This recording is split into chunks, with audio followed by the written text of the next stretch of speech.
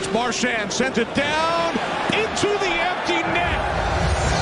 An exclamation point off the stick of Marchand. Oh, Maple Leafs, how do you keep this up?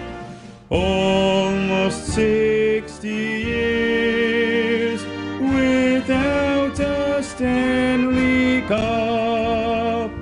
You have only got 2 series wins since the lockout in '05. When Game 7s come, you all fold and die, then make all your fans cry. How can your core 4 never f***ing score? Oh, Maple Leafs, you make blood pressure soar. Oh, Maple Leafs, watching you is a chore. And this is about the time the fans in Section 13 at the Kitchener Memorial Auditorium start chanting, "Go Rangers, go." It's almost always within the first minute of the game. Following the national anthem, that, of course, just a parody of our national anthem. I hope you don't mind too much taking the tune of "O Canada" and making it a mocking song about the Toronto Maple Leafs.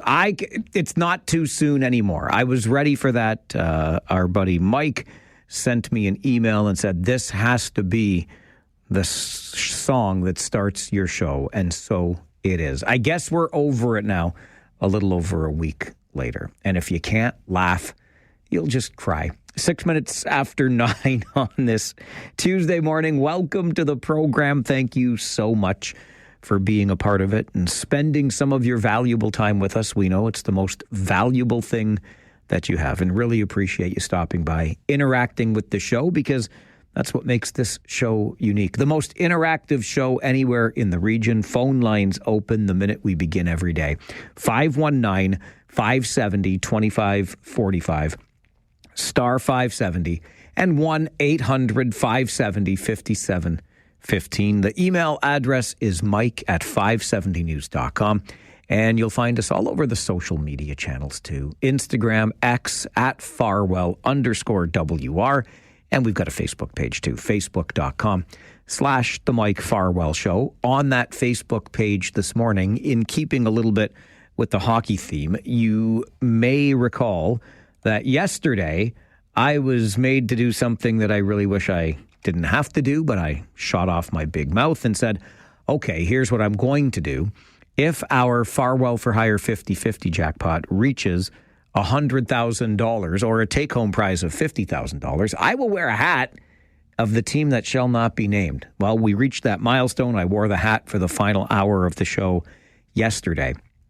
And then a friend of mine, Rob, from Conestoga Electric, which, by the way, shout out to the team at Conestoga Electric, who have been huge supporters joining our campaign this year and helping out in so many different ways, including buying those 50-50 raffle tickets. But I'm going to be on site. I get to work on that renovation at the Kitchener Memorial Auditorium later today with Conestoga Electric. And they're donating $5,000 to cystic fibrosis research. So thank you to another one of our local businesses who's getting behind the campaign. We're in the home stretch. We've got 5 or so days to go. We'll go through the weekend and then call it a campaign.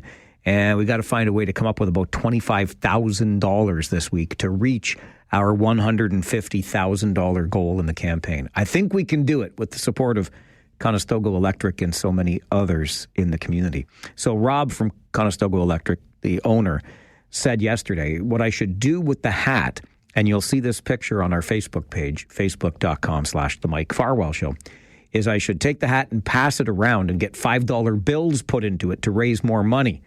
And Rob dropped off a bunch of those $5 bills to get us started. So thank you for that. And you can see the picture, as I said, on our Facebook page. That jackpot, though, I went and extended my my commitment yesterday, let's say, to the team that shall not be named. And I said, listen, you got the jackpot to 100,000. If you make it to 120,000, I'll wear the hat and a scarf of the team that shall not be named for the final hour on the show. And then I also said, you know what, make it to 140. We'll just keep going up in those $20,000 increments. If you make it to $140,000 or a $70,000 take-home prize, I'll wear the jersey and the hat and the scarf of the team that shall not be named while eating the hottest wings that Morty's can make. And I'll do it all during the show for the full show. The full 4 hours, I'll wear all the ugly stuff and try to keep things on the rails while I'm eating hot wings. But the jackpot, I don't know what's going on. It's going crazy. We're sitting at more than $113,000 right now.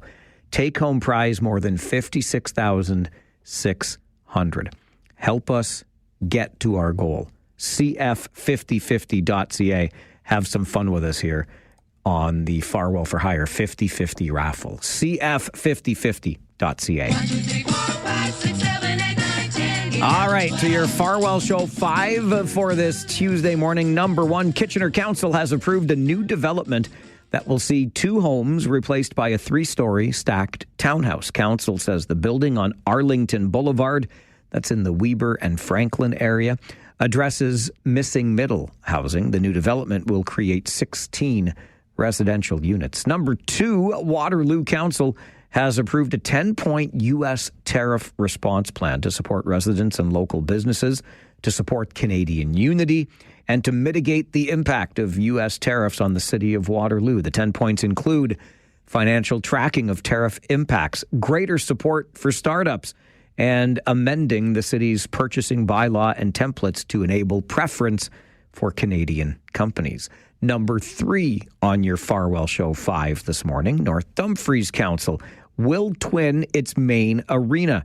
Former Township Mayor Rob Deutschman called our show yesterday to talk about the need for this project. North Dumfries Township has a big decision to make about whether they're going to be twinning the most beautiful little old ice rink in Ontario. We're looking to twin that and preserve the old rink as a dry space, because as the community grows, it's essential that you have access to facilities and services to provide opportunities, programming opportunities for your communities. So council has a big decision to make. It's a weighty one in terms of financing and everything else.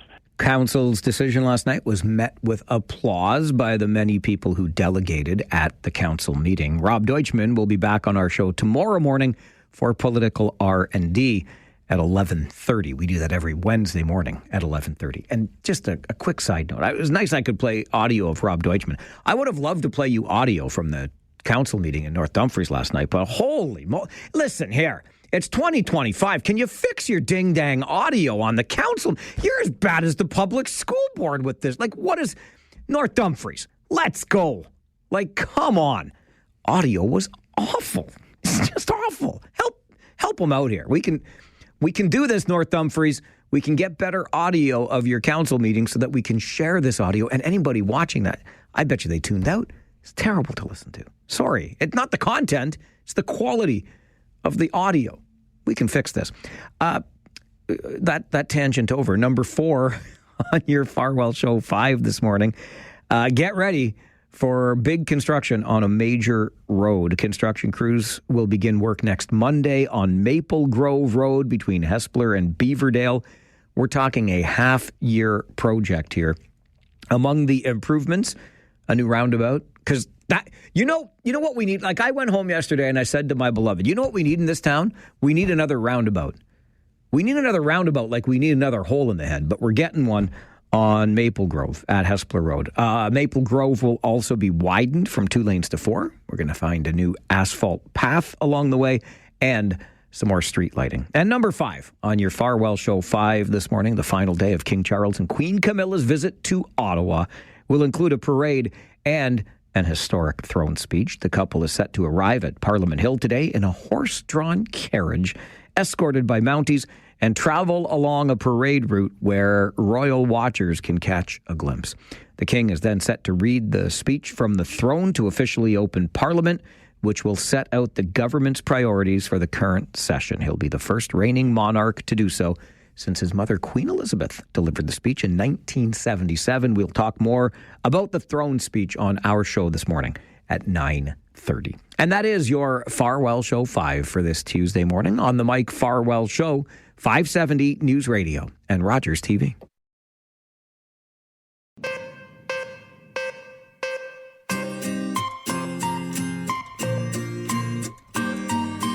Couple of questions for you. These are questions related to ongoing issues in the region. And I just wonder if or when the questions will be answered. Number one, and I confess, I'm a bit of a Debbie Downer when it comes to roundabouts. You know I don't like them. I mean, I really don't like them. I have to drive them every day, around and around on Ira Needles Boulevard. The big problem I have with our roundabouts is their design. I think they're just a little bit too wee. Like if I want a roundabout with like options, right? I don't want to just go around in a circle real fast. I want a different options for offshoots from the roundabout. Anyway, the new roundabout that will be part of this construction project that I told you about moments ago on Maple Grove Road at Hespeler. Will we include in that roundabout safe passage for pedestrians? Or because it's Maple Grove and Hespeler Road where there aren't going to be a lot of pedestrians? I don't know. I'm assuming just based on the busyness of those roads. This is meant to keep the vehicular traffic moving. But I bring this up because if we're talking about the construction of a new roundabout, you'll remember as well as I that when we were seeing far too many collisions involving people walking and people driving in roundabouts, we started talking about the need for safety. And then there was talk about, as we design the new roundabouts, we're going to move the crosswalk area for pedestrians outside of the traffic circle to make it a little bit safer. Have we done that yet? Are we considering doing that when we design new roundabouts?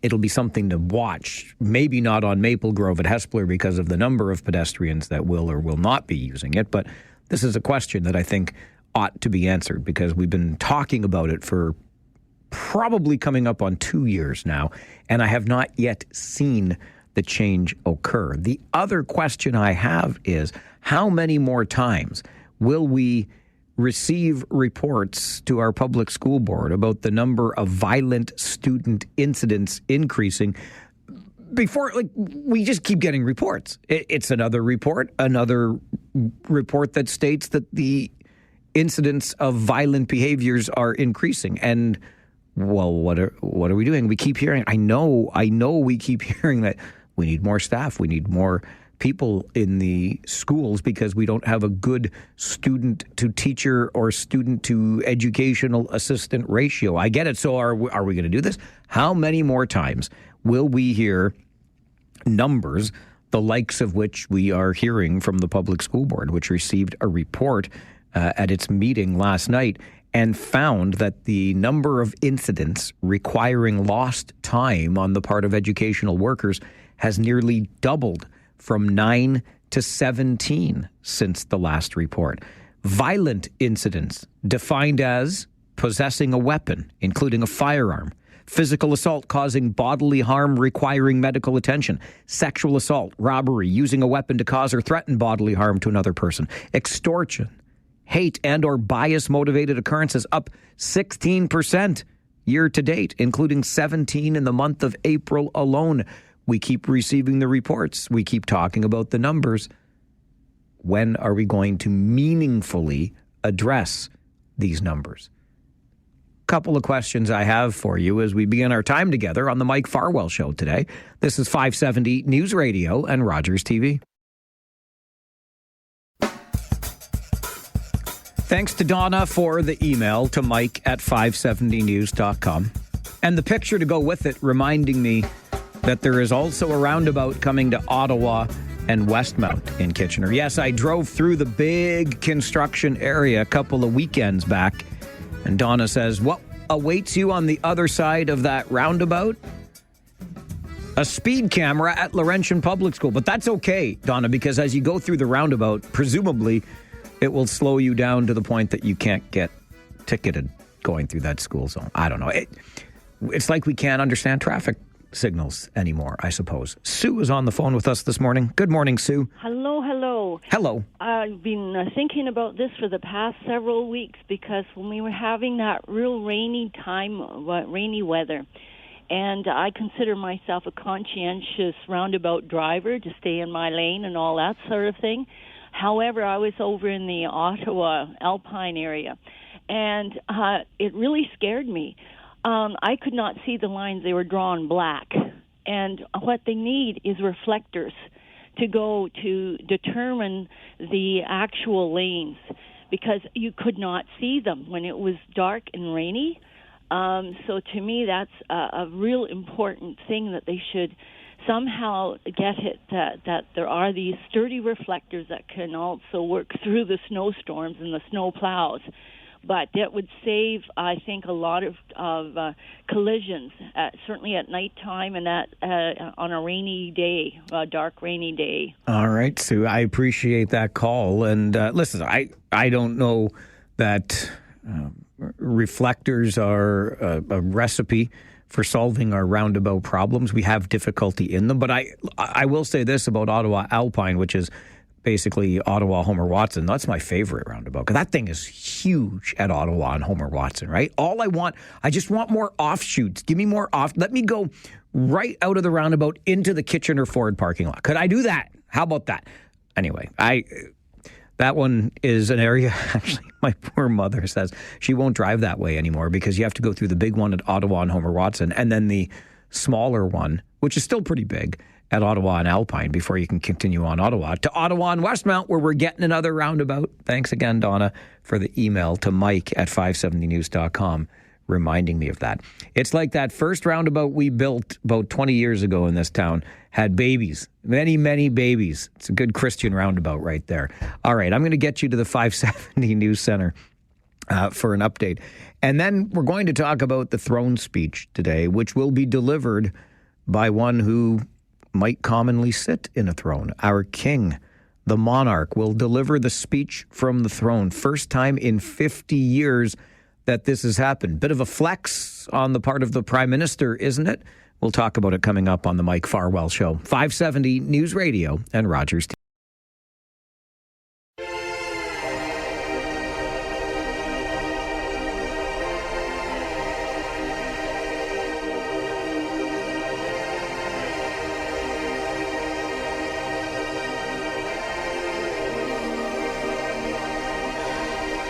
The throne speech will be delivered today to open our new session of Parliament.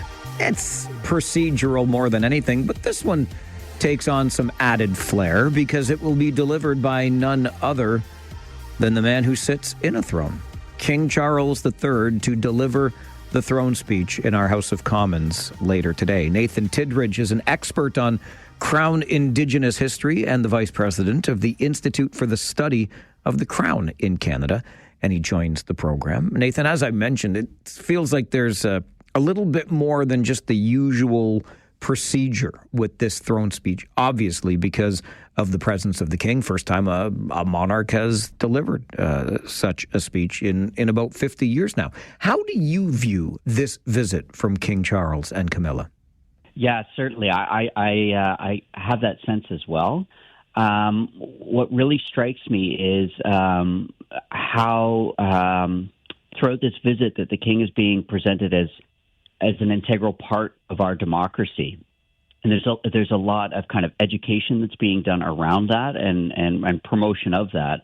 And usually on tours, if they're covered, it's often, what's the history? Is this a valuable institution? That sort of.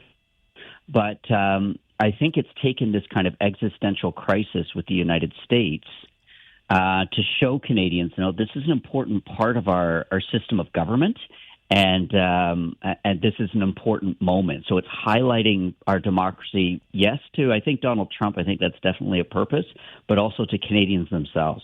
I have to think on that front, Nathan, this is a bit of a flex, if you will, by Prime Minister Carney. Yeah, totally. It absolutely is, because you're seeing, the full kind of the full show of our traditions, our democratic institutions on display. And so absolutely, it's definitely one. I mean, when you saw the scenes from Rideau Hall yesterday of people spontaneously breaking out in "O Canada" and "God Save the King" and waving Canadian flags, and everyone's there. The lieutenant governors, the governor general, the prime minister, Indigenous leadership. It's definitely a flex. Does a visit like this remind Canadians as well? I mean, it's got to be a little bit more than just symbolic about our constitutional monarchy, about our sovereignty, etc. I hope it does. I'm a teacher, so I teach civics and Canadian history, and we don't do a good job in this country of teaching our democratic institutions or our history to young Canadians. I mean, Ontario is the only province that teaches civics right now, and it's being pushed online. So our civic literacy in Canada is quite low. So that's a real hope of mine, is that something like this kind of reignites that interest and hopefully shows people, especially people whose hands are on the levers of power in making these decisions, that we need to get back to teaching about this history and our democracy to young Canadians. I love to hear that perspective. And just somewhat tangentially, what does this lack of civics education, or our perhaps unwillingness to push it to the forefront, mean to our democracy if we're not teaching it like perhaps we should? It's corrosive. It's really corrosive. I mean, we start seeing things like, if you remember the protests in Ottawa, where there is this belief that if a certain amount of emails were sent to the Governor General, that the Governor General would be compelled to, fire the Prime Minister. Not understanding how federal or provincial elections work, and then that usually translates into people just not voting. Understanding that the important ceremonies that are part of our democracy, which for years have really been downplayed, I think, are actually quite integral to telling the story of how power is held in this country and used, and what checks exist around that. What do you watch for, Nathan, in the throne speech itself later today? Is there anything particular that would be of interest? Well, throne speech in itself is pretty benign. I mean, it's they happen all the time. Like we had one in Ontario, a month ago. So, I mean, it's going to be government policy, but it's going to be given that greater kind of oomph because it's the king speaking it. I will be interested in everything that kind of surrounds it. So the king gets to say the top and the tail of the speech will be his own words, although checked by the government. So I'll be interested to hear that. I'll be interested to see, what's the king wearing? Is he going to be in a military uniform? Is he going to have, symbols of Canadian sovereignty? Where is Indigenous leadership going to be in this? Are they going to be front and center? Will there be ceremonies around that? So I'm going to be watching everything kind of around the speech. I mean, the speech is important, but it's government policy, and we expect that. But everything around the speech, I think, is going to be something that people should pay close attention to. Do you read anything into the length of this visit from the king? It's one of the shortest visits to Canada we've seen in maybe forever. I'm not sure we've seen one this short, but do you read anything into that? I think it's a product of the time where, Canada has faced this threat. And so with the Prime Minister's request, the King put it into his schedule. So I think that explains part of it. We know that the King's health is not is not 100%. And I think that speaks to how extraordinary this is to come here for, I think it's 23 hours, in total, all the jet lag and everything like that. I mean, he's not a young man. The Queen is not a young woman, and are still kind of going through a full schedule of events.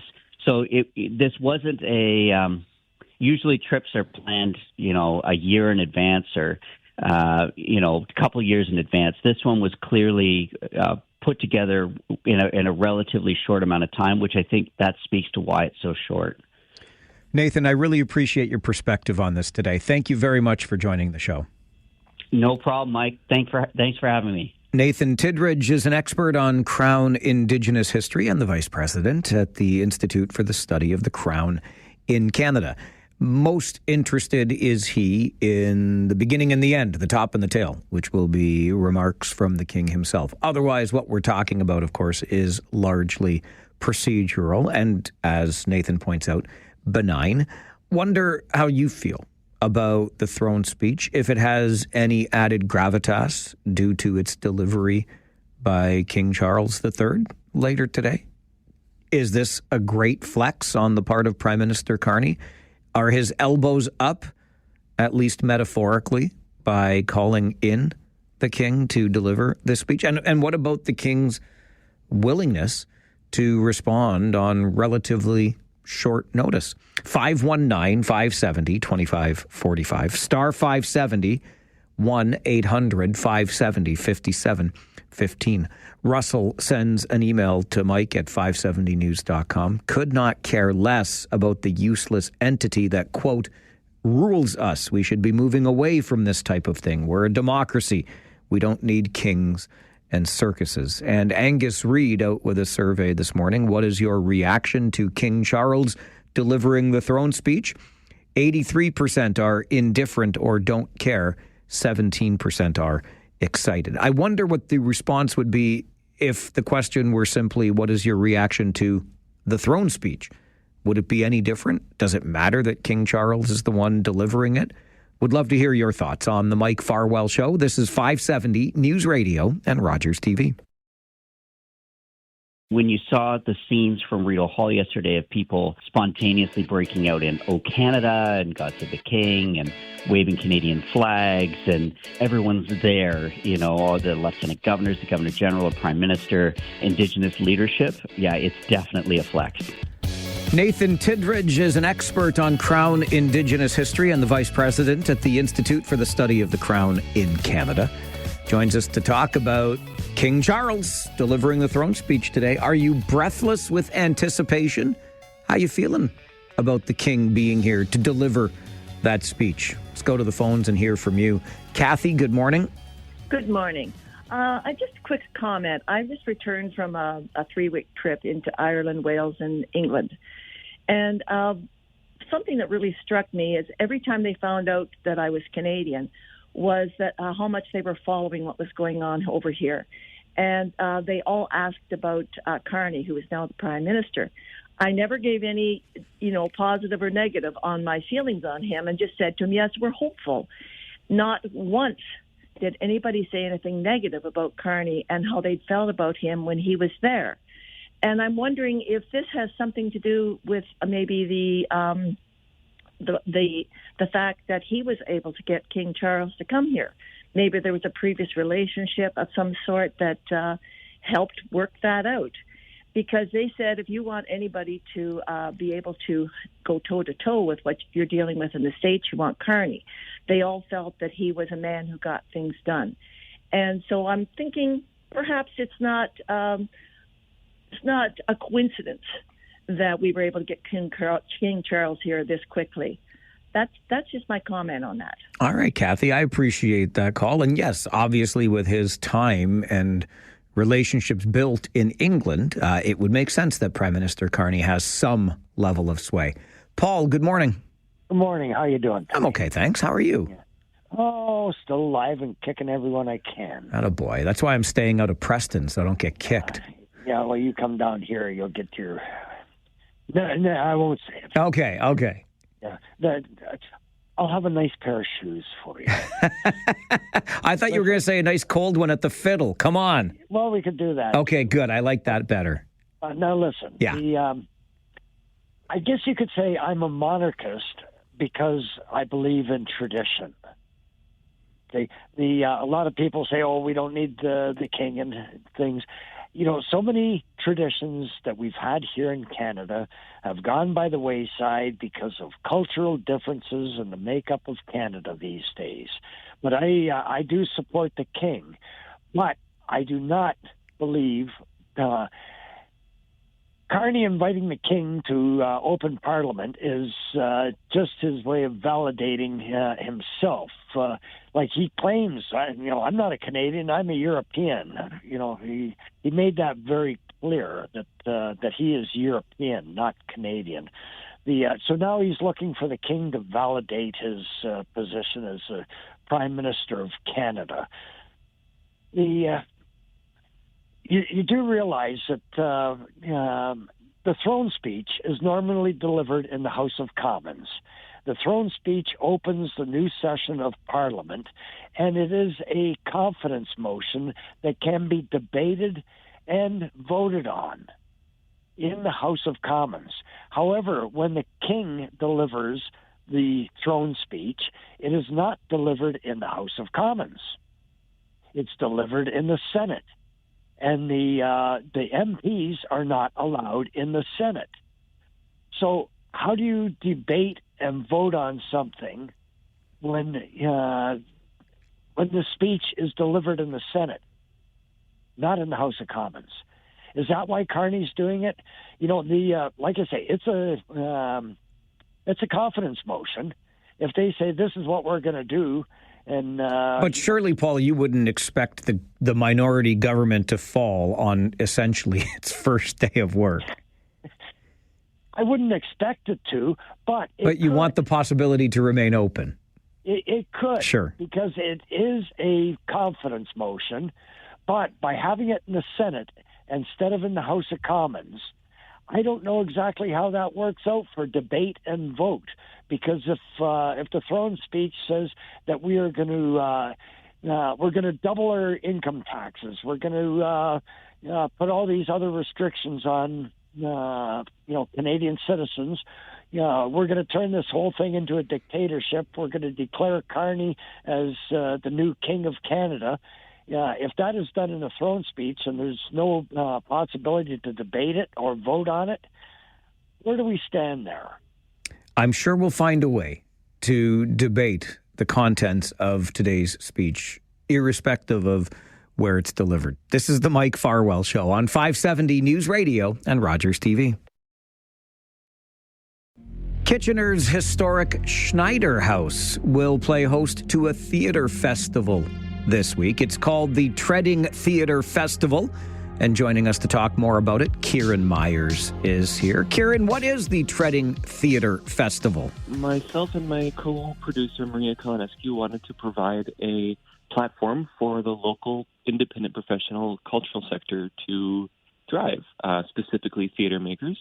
The population of Waterloo is comparable to the population of some of the eastern provinces, which means there's artists here that you don't know about, and they're amazing artists that you don't know about.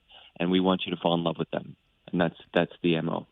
I think the site is significant and probably deliberate. Why at Joseph Schneider House? That they've been amazing. They've been so special there. We wanted the festival to be intimate so that every seat is close to the action. We wanted it to be downtown so that it's available. And then Schneider House had built this beautiful little amphitheater space, like this raked seating hillside in their backyard. It's not big, which is perfect for us. So we approached them when we saw that, and then they just found every way to keep saying yes to us. And so we kept, moving deeper and deeper into the building as we continued to work with them. They've been wonderful. The festival runs from May the 28th until June the 1st, which is Sunday. What can we expect, Kieran, when we attend? Oh, thanks for asking. There's going to be, the shows are scheduled back to back, so if you want to see more than one, there's only a 15 or 20-minute break between them.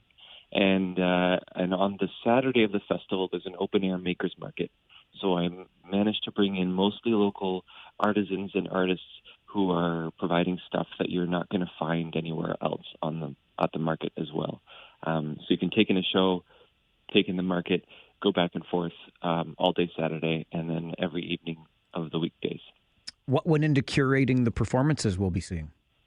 Oh, great question. We received almost 40 applications. We did an open call for submissions. We secured our funding from the Canada Council so we could tell artists what we were going to pay them. Open call for submissions. We went through nearly 40 submissions. And, these are the plays that we love the most. Like, I feel strongly about every single item in the festival. And these are the plays that we have the capacity to produce at this stage in what we have. Where can we get tickets and learn more about the Treading Theatre Festival? Tickets are available now on Ticket Scene. If you open Ticket Scene and look at events, local events, you'll find it really easily. And you can also go to treadingtheatreproject.weebly.com. Sounds like a great festival, and I'm glad we could have a chance to talk about it on the show today, Kieran. Thanks very much for joining us. Thank you. I really appreciate it. Kieran Myers with the Treading Theatre Festival, which opens tomorrow evening at Schneider House in downtown Kitchener with a performance of White Rabbit, Red Rabbit at 6:30. This is the Mike Farwell Show, 570 News Radio and Rogers TV. We all remember just over 7 years ago when we learned of the bus crash that killed 16 members of the Humboldt Broncos and their staff and injured 13 others. It's hard for me even to say 7 years ago when I bring this up, but it was April the 6th, 2018. And one of the surviving members of that crash, paralyzed from the chest down, is Ryan Strachnitsky, who is now starring in the upcoming docuseries We Were Broncos, which debuted this week on AMI TV. Ryan joins the show this morning. Ryan, good morning. Good morning. How difficult was it for you to make the decision that with your life as a hockey player over, paralyzed from the waist down or from the chest down, that you still wanted to be an athlete and get involved in a para game? Yeah, it was super tough. When I got cut from the national sled hockey team, I knew that I had this energy. I still wanted to be an athlete, and I wanted to prove to myself that I was capable of achieving one of my goals of being in the Paralympics. And so the next best team sport for me was wheelchair basketball. I got involved, fell in love with it right away, and want to pursue it as far as I can go. What were the challenges learning the game of wheelchair basketball after you were a high-level hockey player prior to the crash? Yeah, I was learning to play positionally and properly, and maybe not being as aggressive as you are in hockey. But I just took every practice, every game as a learning experience, and I'm doing what I can, outside the court as well to really learn the game and learn how I can best help the team out. As a hockey player, obviously, sledge hockey would have made a ton of sense. How difficult was it for you to overcome the setback of being cut from that sledge hockey team? Yeah, it was super tough. But I mean, my entire life, even before the accident, I continually got cut from various sport teams and faced many forms of adversity. And so I was always taught that when those doors close, there's always an open door. So my next open door was wheelchair basketball, and I continue to work hard to achieve that goal. How did you arrive at the decision, Ryan, that you still wanted to pursue an athletic career? I think I've always been a guy that likes to put in the work and physically do stuff. I don't think I'm ready to sit on the bench and coach by any means right now, but I just have all this energy and this drive to want to prove to myself and to prove to others that no matter the situation you're in, you're more than capable of achieving your goals. I can't imagine what these last 7 years have really been like for you, losing teammates, losing friends in that crash, and also being a survivor, which I suspect might come with a little bit of survivor's guilt. But it seems to me that you're always going to be associated with that day back in April of 2018. How do you deal with that? Yeah, I think it's something that you come to terms with. It's something that affected people from across the world that day. And the community came together, the families came together.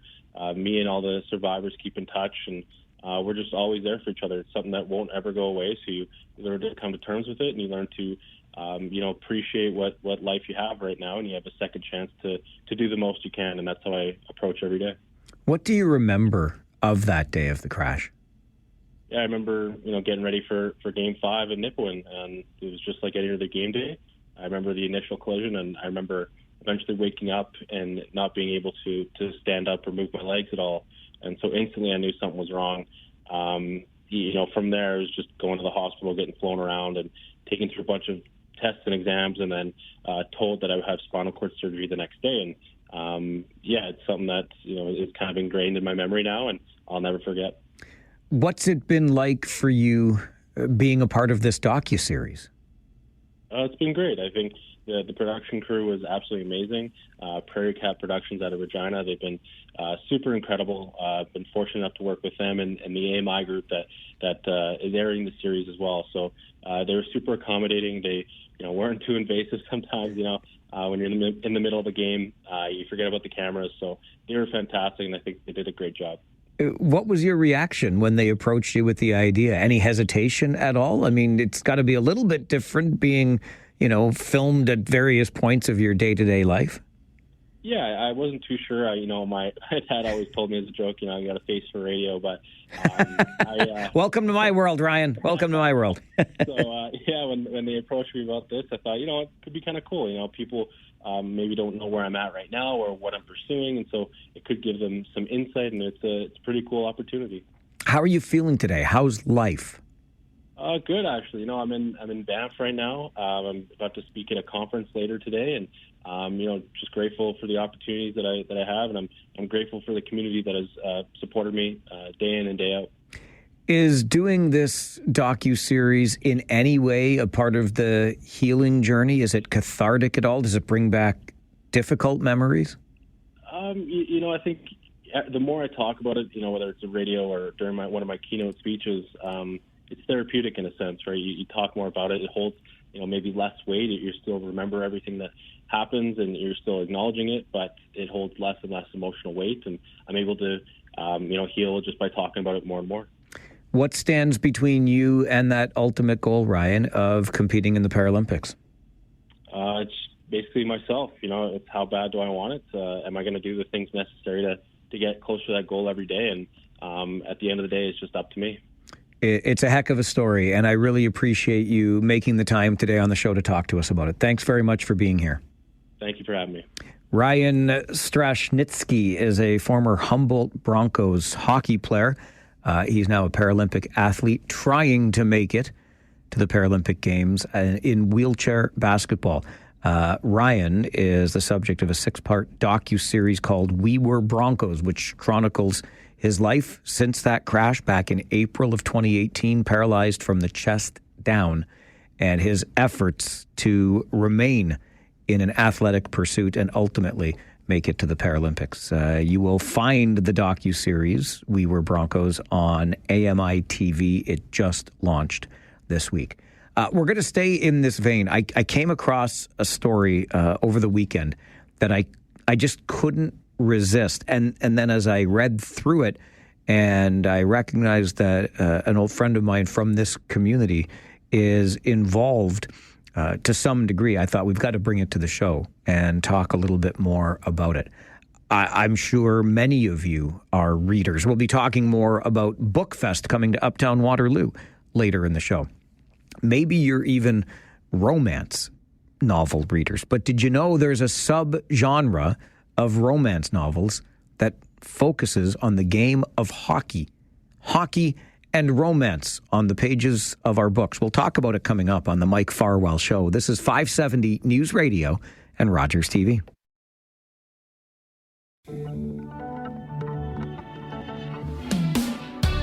I confess to not reading nearly as much for leisure as I once did. There's a lot of reading involved in my day-to-day work, and I'm certainly okay with that. I love the written word. I still like my tactile, hands-on books, newspapers, magazines, whatever. I'm not so much about reading on a screen, but whatever. Reading is reading. I know that you enjoy it too. And so when I came across the headline in my weekend paper, hockey romance novels are booming and readers are bringing the cheeky spirit to the NHL playoffs, I couldn't resist, and I devoured the article. And within that article, I found the name of an old friend here in the region who is the co-creator of the book club and blog Romance by the Book. Kaylee Platts is a resident of our region and joins the show. Kaylee, good morning. Good morning, Mike. It's always lovely to talk to you. Equally lovely to talk to you, and far too long in between conversations, if I do say so myself. I know. We have to work on this. We really do. But in the spirit of this story and what led to this conversation, romance novels I get in all of my years of reading. Other friends in my reading circle might be into the, I don't know, Harlequin romance novels, for example. But I never thought of the pairing of hockey and romance novels. How does this come together? How does this work? So I will tell you, first of all, romance has changed from what you're probably thinking of it from, the 80s, the 90s, the Fabio covers. Sure. Romance today is a genre about relationships. And the books, the subjects, it's such a broad range. It's not just a duke taking off his shirt to rescue a maiden.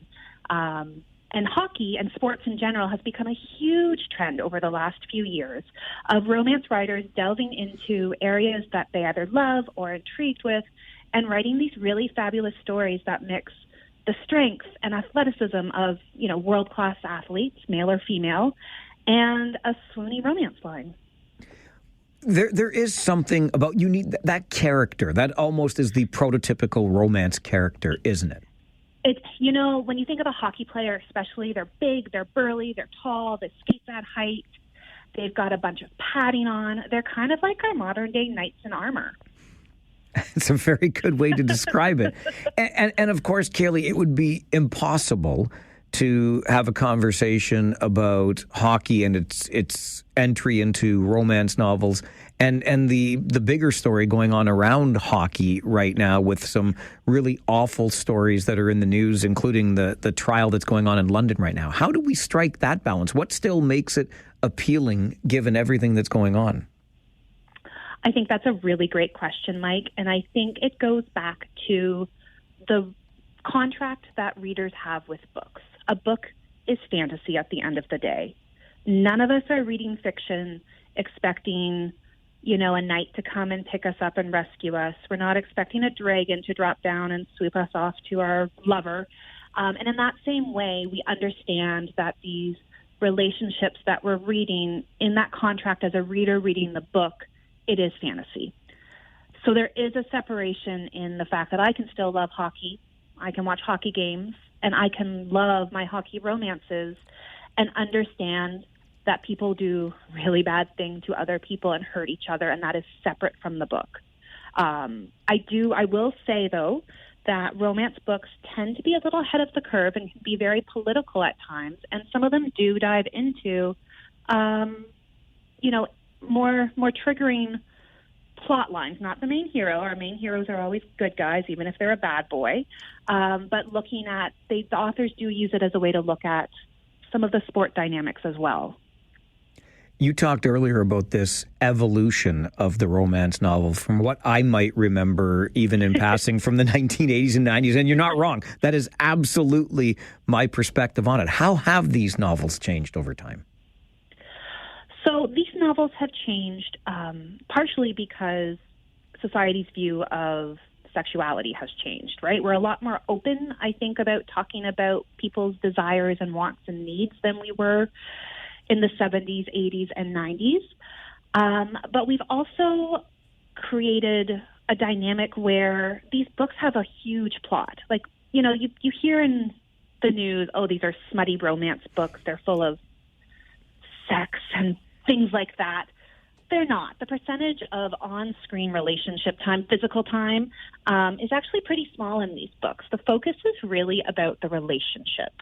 And that is, I think, where you see the biggest change from the 80s and the 90s, where it was really just about man meets woman, man forces woman into his relationship, the end. This is, there's queer romances, there's alien romances, there's anything that really could possibly be a relationship is in a book now.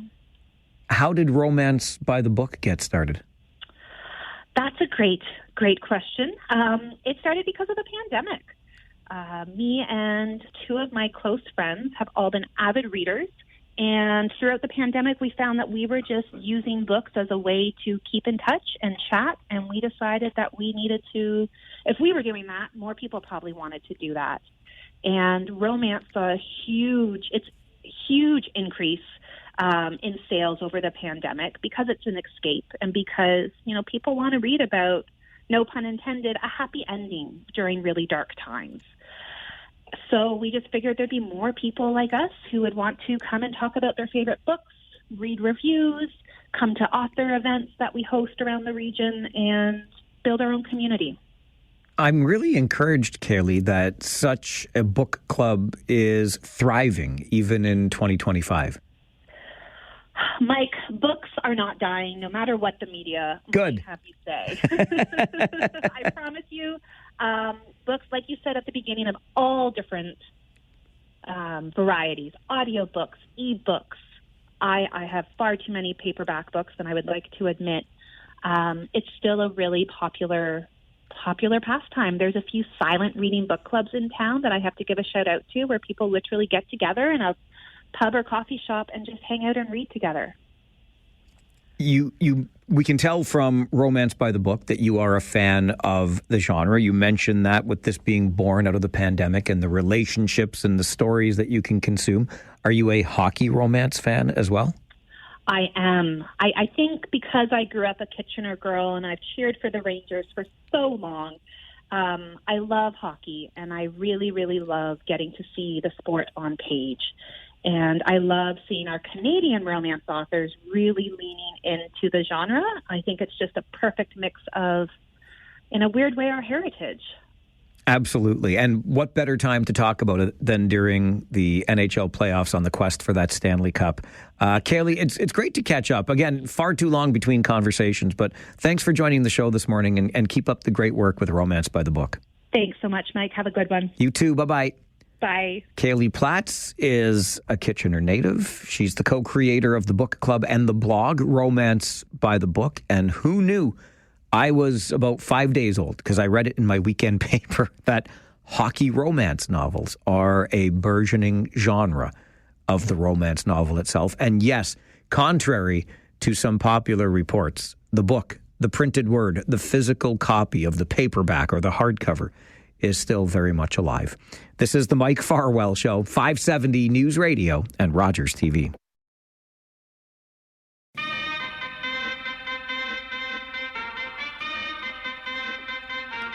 Turn it up! I was saying earlier how I don't spend nearly enough time reading for leisure anymore. I miss it. I do. And when I get the chance to lose myself in the few pages of a book, I really enjoy it. I used to joke that I would tattoo myself with the words, "I wish I had read more books," or "I didn't finish all of the books," as my parting words when I shake free from this mortal coil. But you know what? We will have had as many conversations as possible between now and the time of my ultimate demise. We're going to talk in the next 30 minutes about the opportunity that students in our region have been given to explore Canadian history in the world wars. And this is a hands-on physical experience in the place on the battlefields. You'll learn about that before 11. And some movie magic is coming to Cambridge on Thursday night. We want to give you the chance to be a part of it, so stay with us and hear more about that as we continue the Mike Farwell Show this morning, 570 News Radio and Rogers TV.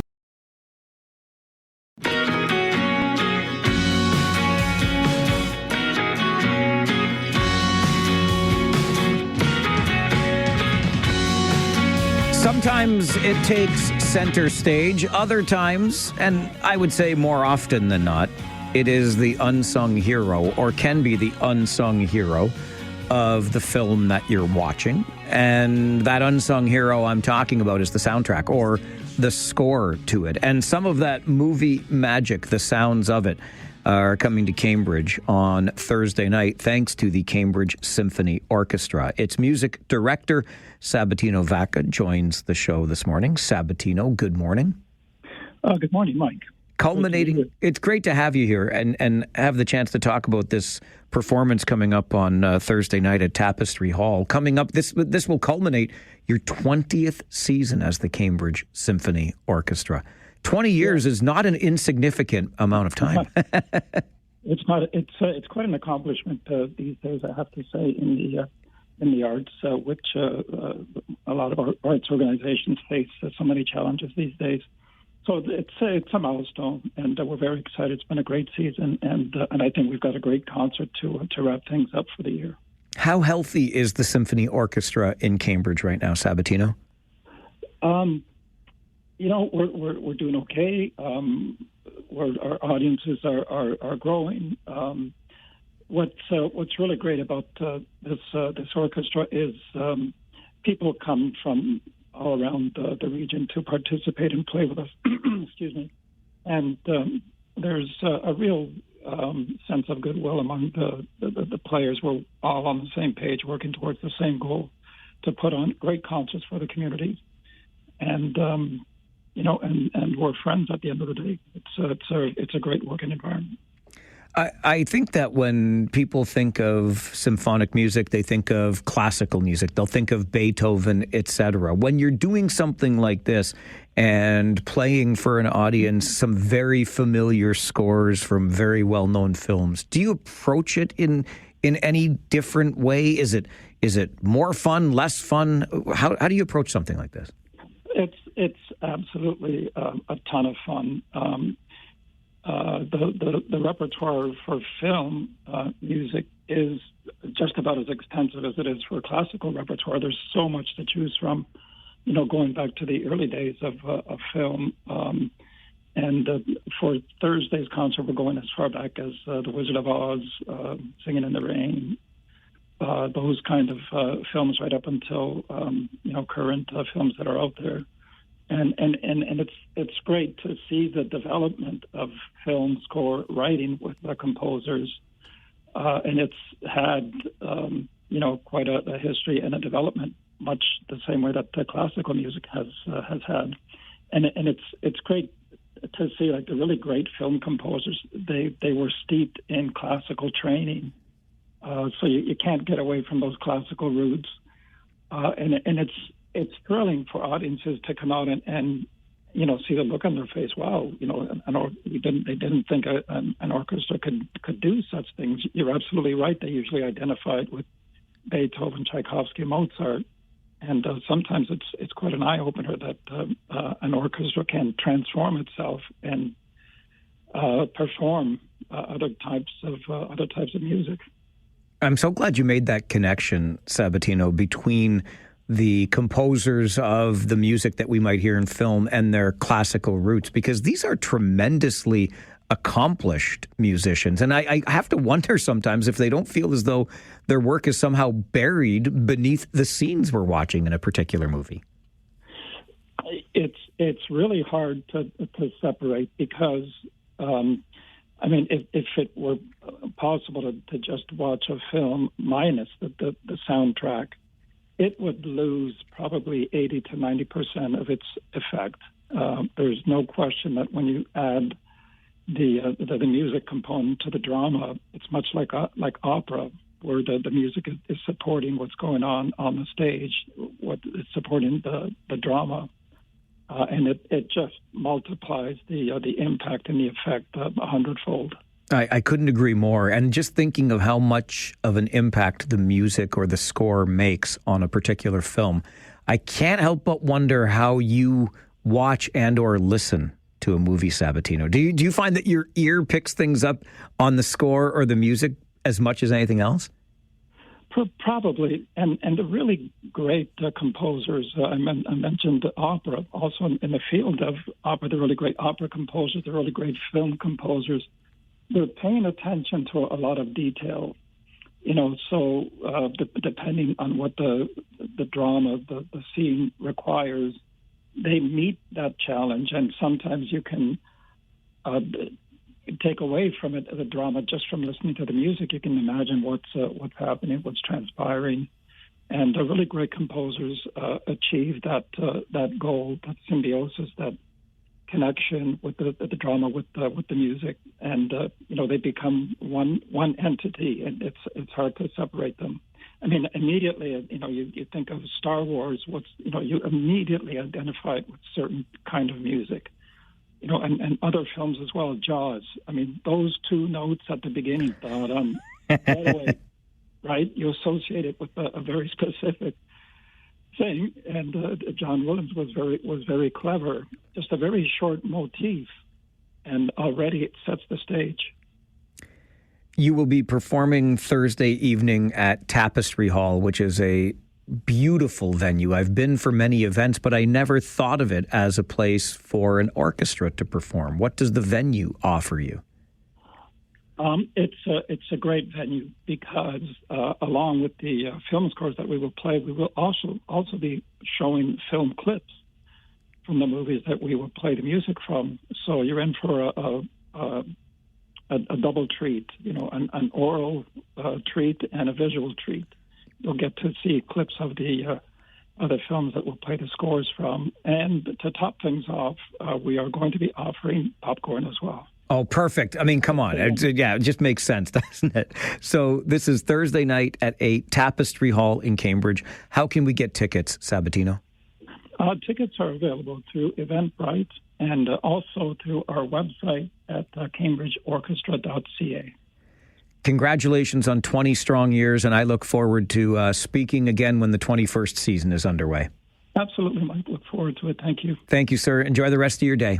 You too. Thanks. Bye-bye. Sabatino Vaca is the music director with the Cambridge Symphony Orchestra. Its final concert of the 20th season is 2 days from now, Thursday night, 8 o'clock, Tapestry Hall in Cambridge, and it will be movie magic, complete with scenes from the films that you'll be hearing the scores of, and some popcorn to boot, because why not? Tickets at cambridgeorchestra.ca. All right, a quick break. When we come back, exploring a hands-on learning experience on the battlefields of Canadian history in our world wars. You'll meet the students who have been there on the Mike Farwell Show. Coming up, 570 News Radio and Rogers TV.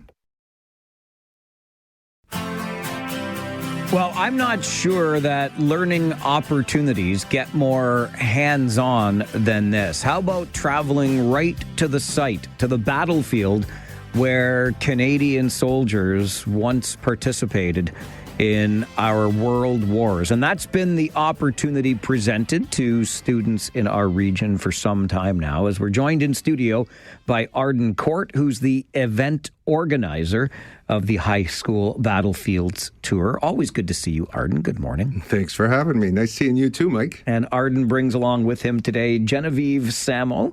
Good morning, Genevieve. Good morning. And Kennedy Durrell Vandermeulen is with us as well. Nice to see you, Kennedy. Good morning. As well. Good morning. Arden, let me start with you, if I can. How did all of this get started? What's the purpose behind it? Well, when I was 16, I was a student on an exchange to Switzerland. And I remember visiting a concentration camp when I was 16. I remember learning a lot about history. And it was at that point, for that year away, that I was like, okay, more students need to connect and see for themselves what history is like when it's seen alive, right? And not just through a textbook, or not just through this is what the teacher is saying. And anytime there's opportunities like that, I was like, okay, we got to do it. And so fast forward to now, and it's so incredible being in a profession that you can facilitate that, right? And so soon as I got the feel after COVID, was like there was such a willingness with a lot of the high school students to see places in Europe, around the world, and giving them a venue to be able to do that was important to me. And it might take a March break or might take a bit of summer time, but the look on the students' faces when we can provide those opportunities is like nothing like nothing else, right? Kennedy, for you, what has this experience meant to you personally? Yeah, so I was on the first trip that Mr. Court organized, and that one we got to do a little bit of battlefields as well, but in particular I wanted to talk about Athens, Greece, because that was the site that really touched me the most. Growing up, I was a huge Greek mythology nerd, and getting to visit these sites when I was older was, honestly, it was incredible. And even it's this kinesthetic style of learning that you can't quite have in a classroom. Photos and documentaries, they're important, they're moving, but there's something that you can't quite compete with actually being in person and seeing these sites. And you learn a lot more by doing that. Genevieve, for you, how does EF Educational Tours make these experiences possible for students and families? Yeah, absolutely. I'm so grateful that I get to work in such a fulfilling profession and with such wonderful people. You know, it's been such a privilege to work with Arden and bring these opportunities to the community.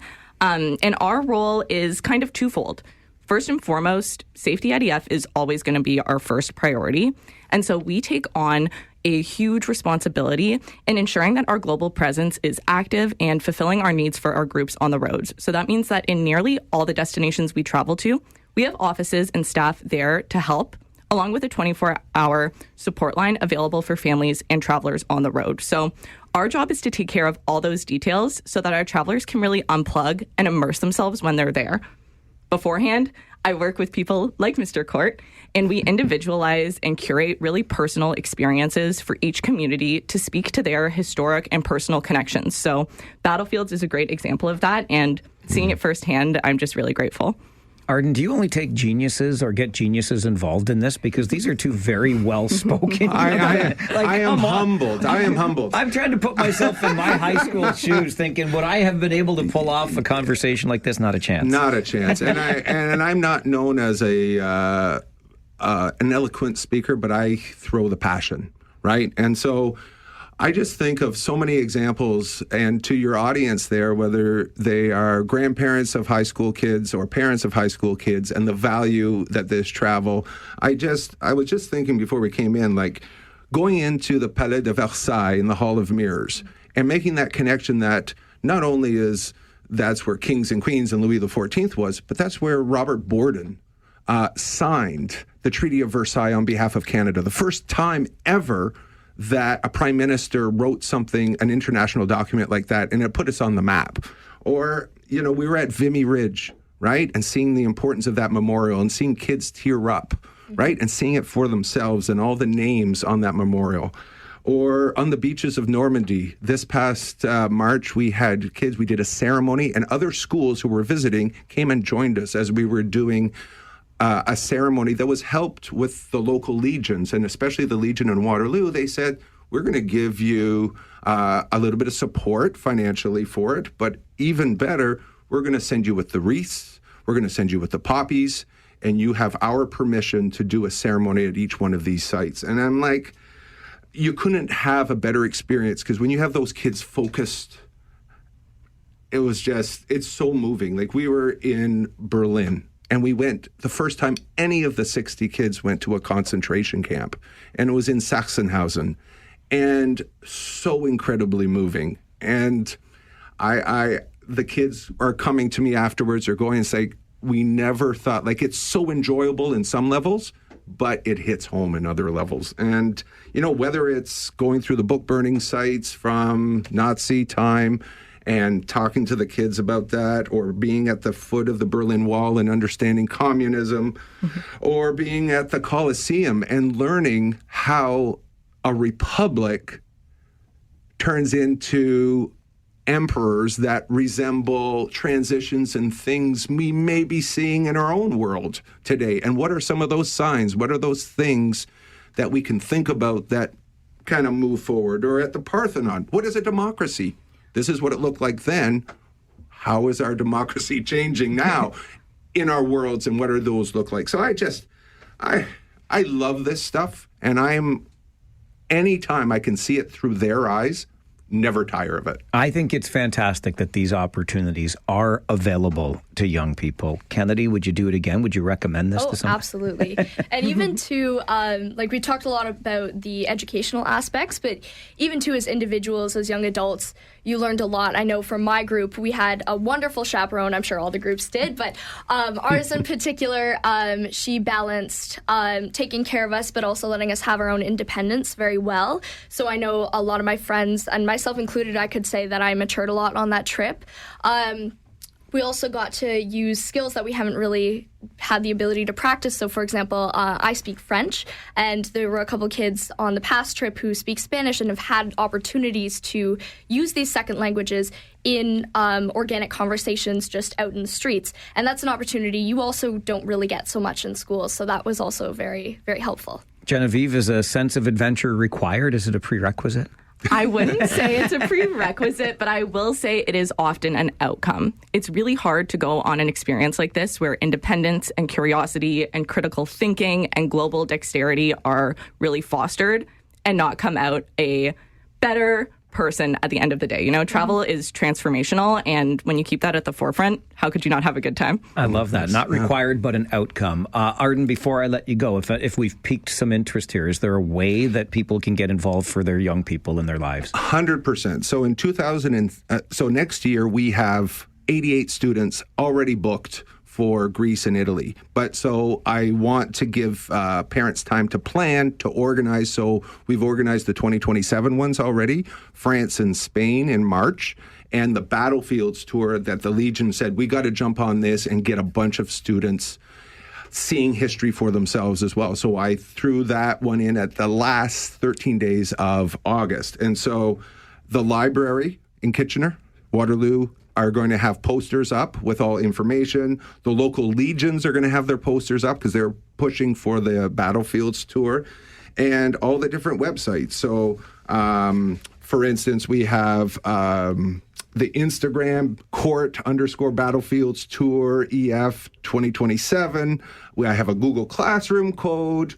And so if they go on the sites, they could see what that looks like. And I'll say it now so they can listen to it afterwards, right? Because you have it on the... Yep, it gets archived at kitchener.citynews.ca. Perfect. And so, for example, it's NRIYIE3R, or they can simply email me.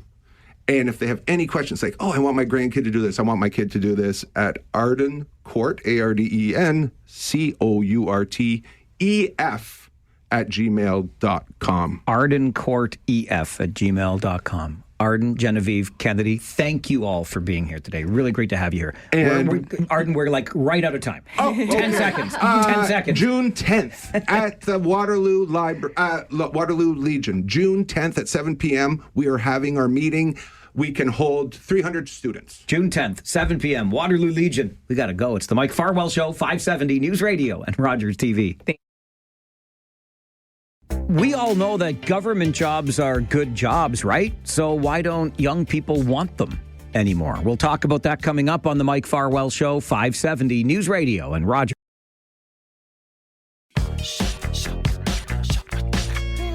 Anecdotally, I heard from a municipal councillor some time ago that it was getting increasingly difficult to not just attract but retain employees at the municipality where they govern. And I found that rather surprising because I've always been of the mind that government work, public sector work is good work if you can get it. But it turns out that more and more young people are shying away from it. Why might that be? Dominika Rennick is a professor in the Faculty of Management at Dalhousie University, joins us to talk about it. Dominika, good morning. Good morning. Why is it that young Canadians may not be interested in jobs in the public sector? This is a really good question, which is exactly the kind of research that I am currently undertaking in my lab. We have discovered, I think, that there's a lot of maybe lack of knowledge on the part of young people around what is a government job. So, we suspect that there are some poor reputational signals. For example, recently there were strikes, and a lot of bad press sort of went to federal government employees. And of course, there's a lot of uncertainty. There are the potential cuts in the federal public service. So this may be something that deters people. What are the implications of being unable to fulfill the roles or refill the roles that people will be retiring from in the next decade or so? I mean, that's exactly the challenge, which we call succession planning. And we're interested in knowing how groups, and this includes age groups, move through an organization, such as government, over time. So, of course, on the one end, people are retiring. And then on the other end, we want to make sure enough people are entering the workforce. So, it's not so much about a static picture, like how many people are currently in the workforce, although we do see declining proportions of young people in federal public service. But it's also about attracting the right people into these public sector careers. So that as you said, they want to stay in the public service. So, I mean, that's what we're most concerned about. And I think, the implications are if you don't attract the right people, and if you have a mismatch between employee and organization, people are more likely to be dissatisfied and leave their jobs. So for the organization, for government, that, of course, means higher turnover and sort of less of a continuity in the kind of service that they can provide. I live in a community, Dominica, where the tech sector has really blossomed. And I remember in the early days, as this was beginning to bloom, we were hearing of the kinds of workplaces that people were getting the chance to do their jobs. These flexible hours, these full-service cafeterias, these little nap pods, games rooms. And then I compared it to what I've been doing this broadcasting thing for a long time, and it hasn't changed a whole heck of a lot. And we certainly don't have a games room here at the radio station. and I wonder if it's similar in government work, whereby it's kind of stuffy, traditional, and maybe needs to evolve to be more attractive? Yeah, I mean, absolutely. I think we did find young people are particularly interested in having inclusive workplaces and workplaces that match their values, they're aligned with their values. They also would like to have, of course, like you say, flexibility. So these hybrid workplaces, flexible hours, and autonomy over their workday. But we've also discovered, and this is a different study, but in talking to government employees who have been in their careers for quite some time, we do see that it's what keeps people there the most and what keeps them the happiest is the ability to see a meaningful impact that they have. And a lot of them have been talking to us about it, I want to do a job that has a good meaning and has impact either on society or on the organization. So, maybe the things you mentioned, of course, are attractive at the entry level. And, of course, that's where maybe the Generation Z or the new labor market entrants are focusing. But they also, in our survey, have indicated they're looking for careers that challenge their abilities, that provide opportunities for career advancement and growth. And I think I would say that it's on government to communicate that these opportunities exist. They're in fact there. And I think it's maybe people just don't know what it means to work in government. I said at the outset that I've always, or at least for a long time, been of the mind that government jobs are good jobs if you can get them. The pay is relatively high, the job is relatively secure, and there's a heck of a benefits and pension plan attached to it. So are we saying really, Dominica, that that's not enough for young people today? That's not the main motivator or attraction? I think it is a consideration for sure. I don't think it's a main motivation because I think a lot more these days people are looking for, who's going to say no to job security and stability? Those are obviously positives, but I think a lot of people are looking for kind of an autonomy over the workday and over the content of the work and meaning in their career that maybe isn't just provided by security and a high salary. It is a really interesting time. I guess, does this suggest in any way that there's opportunity in the public sector for somebody entering the job market? I think there is opportunity, particularly for people who have this kind of motivation to work in public service, to do good for society. This is really the kind of people that match well with government. And, this is what we want to communicate as government to people. There's an opportunity here to really the meaning of the word public service. There's an opportunity to make a meaningful difference for people, for your community, or society as a whole. Dominica, I really appreciate the time on the show today. Thank you very much for joining us. Yeah, thank you. It was a pleasure. Thank you very much. Dominica Rennick is a professor in the Faculty of Management at Dalhousie University.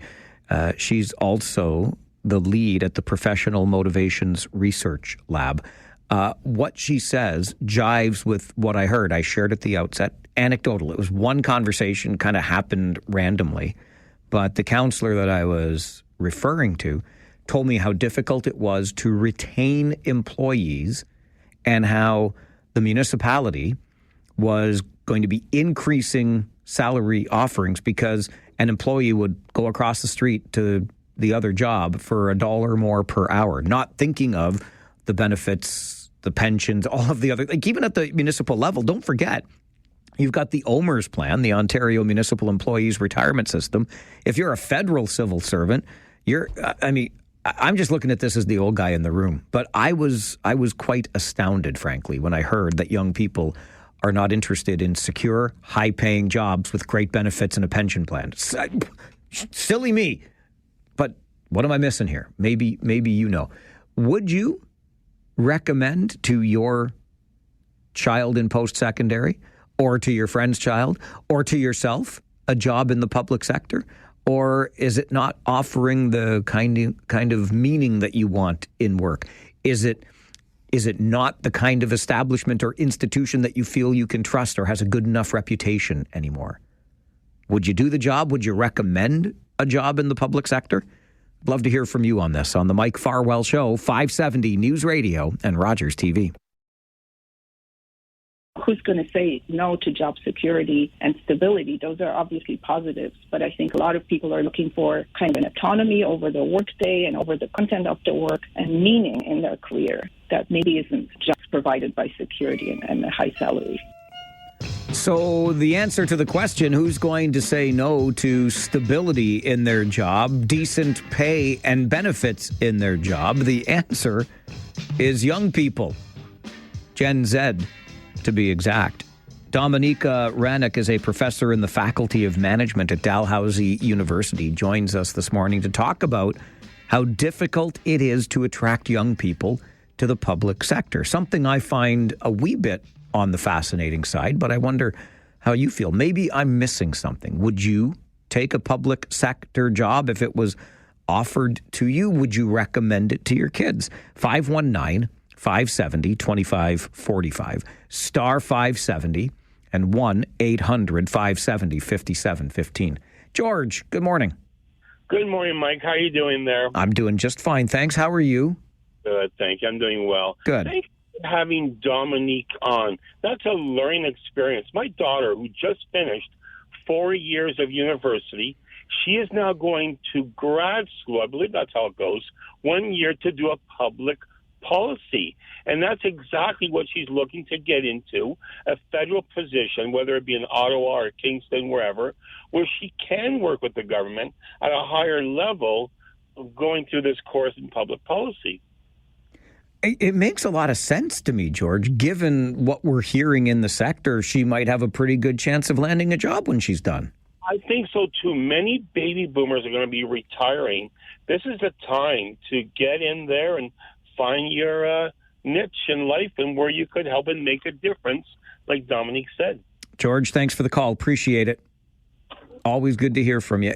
Look, I would absolutely recommend it, a job in the public sector, for many of the high-level reasons that we've talked about. The wages, generally higher than in the private sector. The security is a great deal better in the public sector.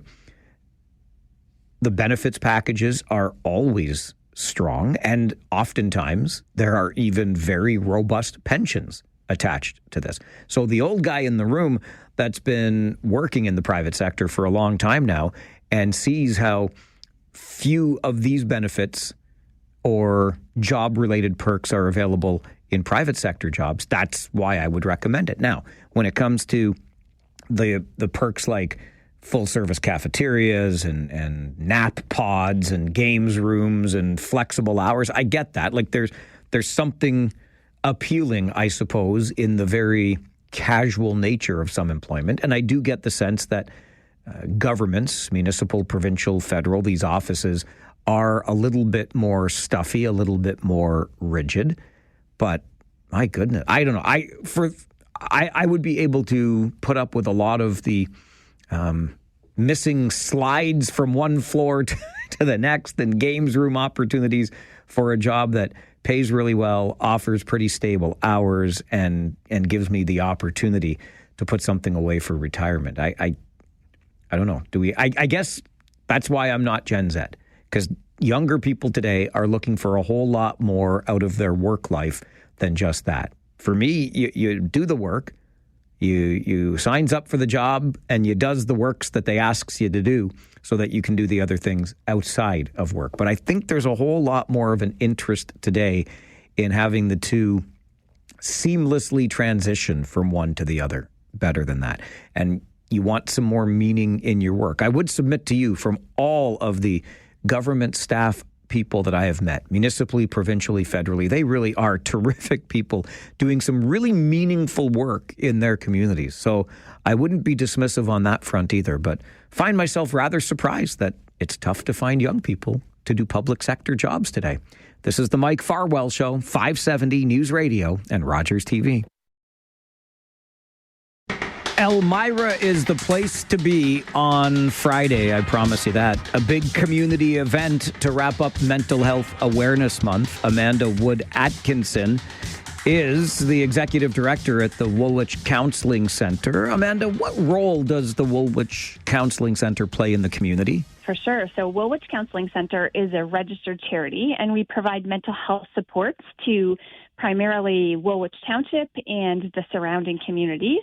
And so we serve approximately 1,000 people annually, including children, youth, adults, and seniors, and we help them to navigate any challenges that life throws their way. So our goal is to provide individual counseling, family counseling, group counseling, and we really want to equip people with tools and strategies to help them heal and grow and thrive. I think many would have heard by now, and we've talked about it on the show throughout the month, that May is Mental Health Awareness Month. So what have you been doing, Amanda, this month to mark Mental Health Awareness Month? Absolutely. You're right, Mike. So we've had a number of things going on through Woolwich Counseling Centre. So part of not only are we committed to providing direct care to people, but we're also really committed to breaking down the stigma surrounding mental health. So a few of the things that we've been doing are a green ribbon campaign. So if you are local to Woolwich Township, we have been hanging green ribbons everywhere, and that's really been embraced by the community. So just green is the color that symbolizes mental health, and just so a marker and a reminder for people that there is support out there, and we want people to raise awareness, to talk to their neighbors about, hey, what does that green ribbon mean? So that's one thing that we've been doing. Another thing is that we've set a goal for our organization to offer 20 different mental health workshops, and that's out to our local organizations and businesses. And so it's kind of like a lunch and learn about mental health awareness. And so we've had really great response from the community about that. So we set an ambitious goal of 20 workshops, and I think we're up to 15 or 16 already. So we've been thrilled by that support. And then finally, an ongoing event that we have had for a couple of years now is called our Mental Health Move-a-thon. And so that is a fundraiser for our organization, and it's a way for people to get out, just do some movement, and also raise some funds for our organization. And I know that this entire month's worth of activities culminates with a big community event this Friday afternoon. You got it. So this Friday, May the 30th, from 2:30 to 6:30 p.m., we've got an event going on downtown in Elmira at Gore Park. And so there's activities that are going to be going on for all kinds of age ranges. So we are having some live music that'll be there. So a local band, Dana Kay and the Remedy, will be playing in the park in our local bandstand there. Then we've got lawn games set up. So that's for any ages. That'll be accessible for people to play a couple different lawn games. And then we have some free food, because food is always a great attractor at these community events. So our local Kiwanis Club has been an amazing supporter and partner of our organization. So they're going to be serving hot dogs. We'll have free popcorn and slushies for the kids. There'll just be an opportunity to interact and mingle with neighbors, enjoy some music, enjoy some food. And so our hope is just to really get people out, get people talking about mental health and recognizing that this is a place where it's safe to talk about your struggles and to talk about, things that are going on in our lives, and that there's support, and we're able to access care that is needed. And that in itself actually results in a stronger, more resilient community. Where, Amanda, can people learn more about what you do at the Woolwich Counseling Centre and support the various initiatives that you have going on? Yeah, so our website is a great place to check out that information. So it's just woolwichcounseling.org, and it'll take you right to a main page called All In for Mental Health. It outlines all of the events that have been going on throughout the month, as well as the community event happening at the end of the month. And then, of course, to follow us on our socials. Really appreciate the work that you do and how you're helping to break down the stigma. Amanda, thank you so much for joining the show today. Thanks so much, Mike. Really appreciate it. Hope to see you there. Amanda Wood Atkinson is the executive director at the Woolwich Counseling Centre. Joins us on the Mike Farwell Show, 570 News Radio and Rogers TV.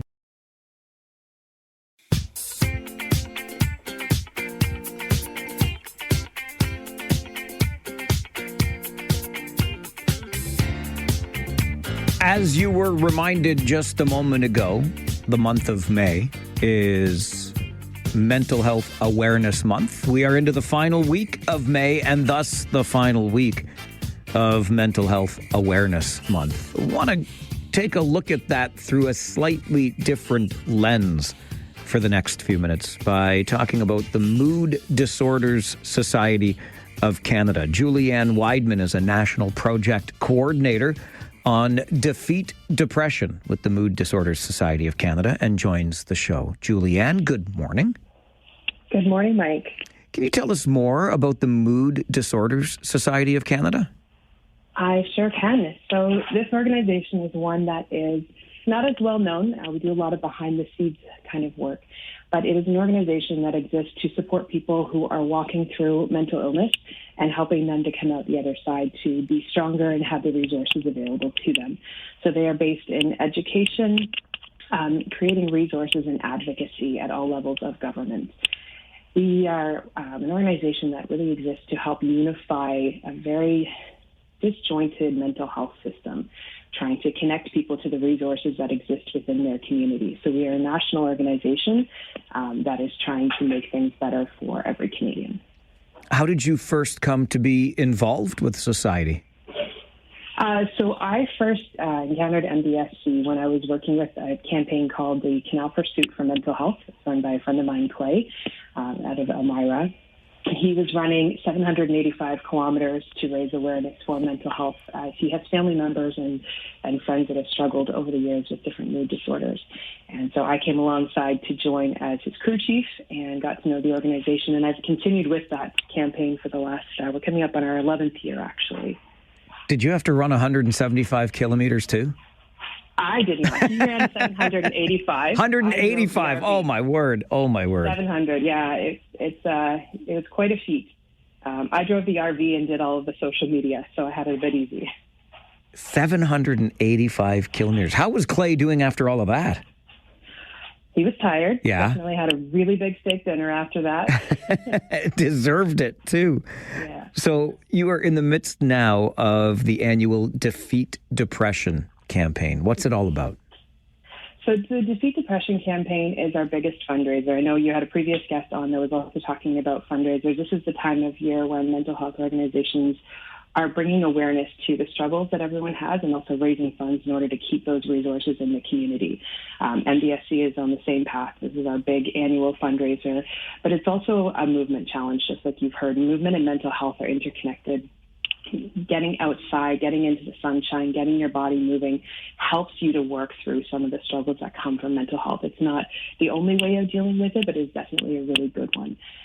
So we do campaigns all across Canada. We have 6 events that are happening from BC all the way to Newfoundland, as well as a virtual event. And we are raising awareness, but as well as we're raising funds for the organization. How can folks get involved and support the Defeat Depression campaign? So they can go to our website, and it's defeatdepression.ca. They can choose a team that they want to support if there's one in their local area. We don't have one here in Waterloo region, but we do have several people volunteering and participating through the virtual event. So they can pick a person if they wanted to donate there. They can do a general donation to the organization. We're really grateful to have a lot of national sponsors as well. This year, our national sponsor is Valley Base Metals, and they have been an ongoing sponsor for our organization and for this campaign specifically. What have you learned? You know, we've talked on the show quite a bit about, we have a regular segment to check in on our mental health well-being.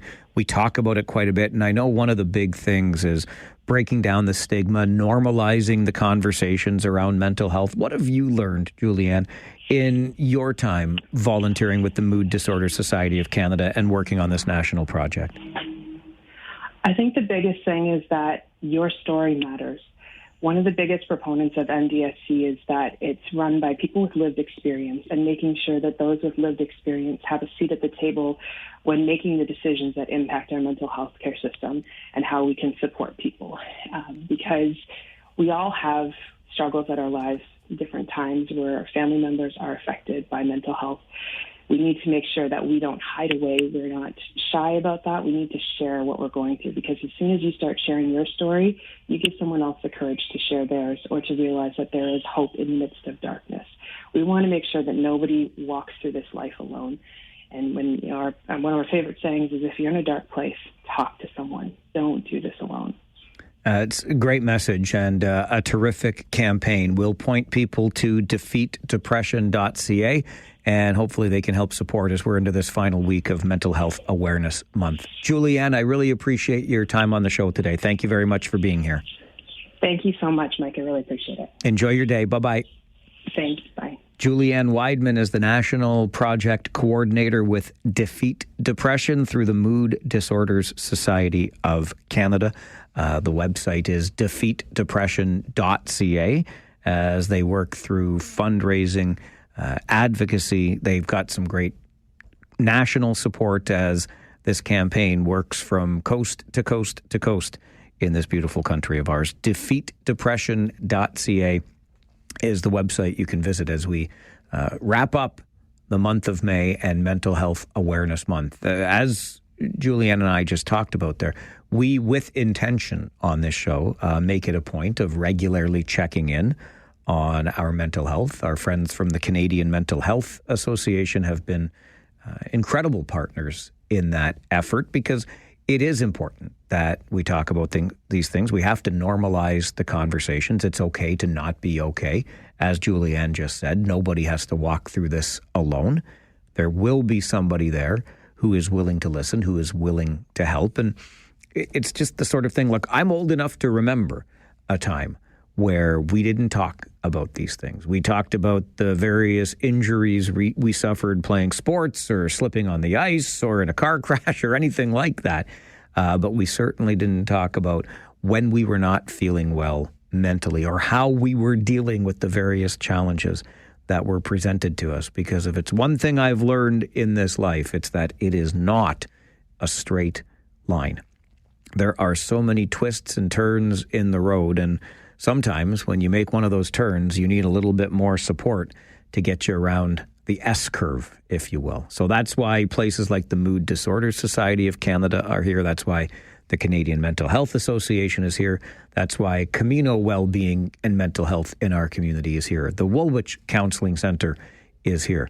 You kind of getting the picture here as I just rattle some off from the top of my head right now. It's an important month to take some time to pause, to think about these things and how we can help those who are in need of help right now, the organizations that are there helping them, and how our normalizing of the conversations can inspire others to share their stories as well. Speaking of stories, we talked about books and romance novels of all things earlier in the show today, because the hockey romance novel is a subgenre that has really seen an explosion in popularity of late. Well, we're going to continue that theme to some degree, if you will, talking about books and the annual Bookfest that returns to Uptown Waterloo this weekend. That conversation is coming up on the Mike Farwell Show, 570 News Radio and Rogers TV.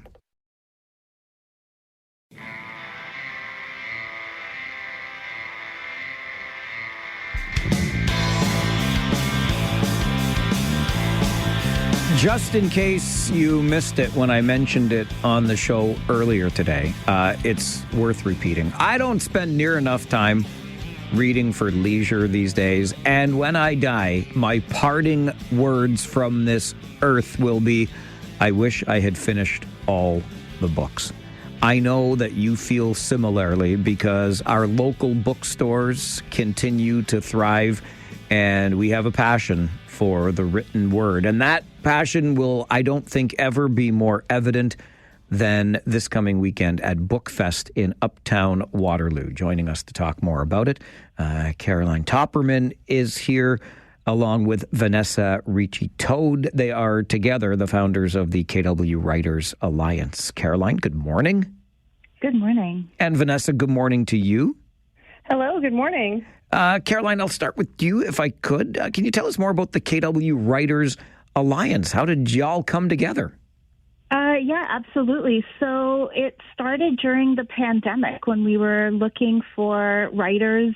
The community was very disconnected, and I had found Vanessa just before this. Vanessa was already quite established in the region, and we just got to talking and decided that the writers needed a place to meet. They needed a place to be, a place where they could talk about their writing and get advice.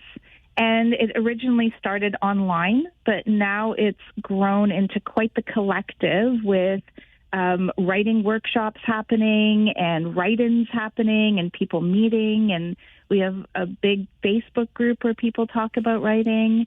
And then, of course, we started Bookfest so that writers could actually sell some of the work and connect with the community. I love it. Now, Vanessa, maybe it was just my ears, but did Caroline just call you old? She said established. Is that? I did not. No, I kid, of course. But I'd like to explore that a little further, Vanessa, as someone who was established in the writing community. Where did this all begin, this journey for you, the writing journey? So it started with the now defunct NaNoWriMo, which stands for National Novel Writing Month, and I was the local coordinator for that for way over a decade. So I've been involved with the local community since about 2009, I think. And I've been running events mostly for writers to get together and write together for a very long time. And it's sort of grown from there and trying to provide more for writers, space for them to write, workshops to learn more about their craft and how to get their work out in the world to people. How do you practice your craft? Is it a daily discipline where, you have to write so many pages a day, or how do you go about it? I think that's something that's different for everybody. For me, I write in bursts, and I take time to do a lot of thinking and planning. I know there are some people who just write every day. Maybe it's 100, 200 words. Yeah, it's really different for everyone, and that's part of the reason why having space and time to talk about it helps people, because you hear you have to write every day or you're not a real writer, which isn't true, because I write once a month sometimes, and I have several books out. So, it's different for everybody, and everyone needs to learn that so that they can grow in their craft. You are a real writer. There's no question about it. Caroline, you mentioned how the Writers Alliance led ultimately to this annual Bookfest, which returns this Saturday at Waterloo Public Square. What do we need to know about it? What's going to happen at Bookfest? I think it'll be wonderful. We have readings happening by writers all day. We have a public stage. We have the festival actually opens with family hour at 2:30, and it starts, and there will be readings specifically for kids. So we're hoping that a lot of families take advantage of that.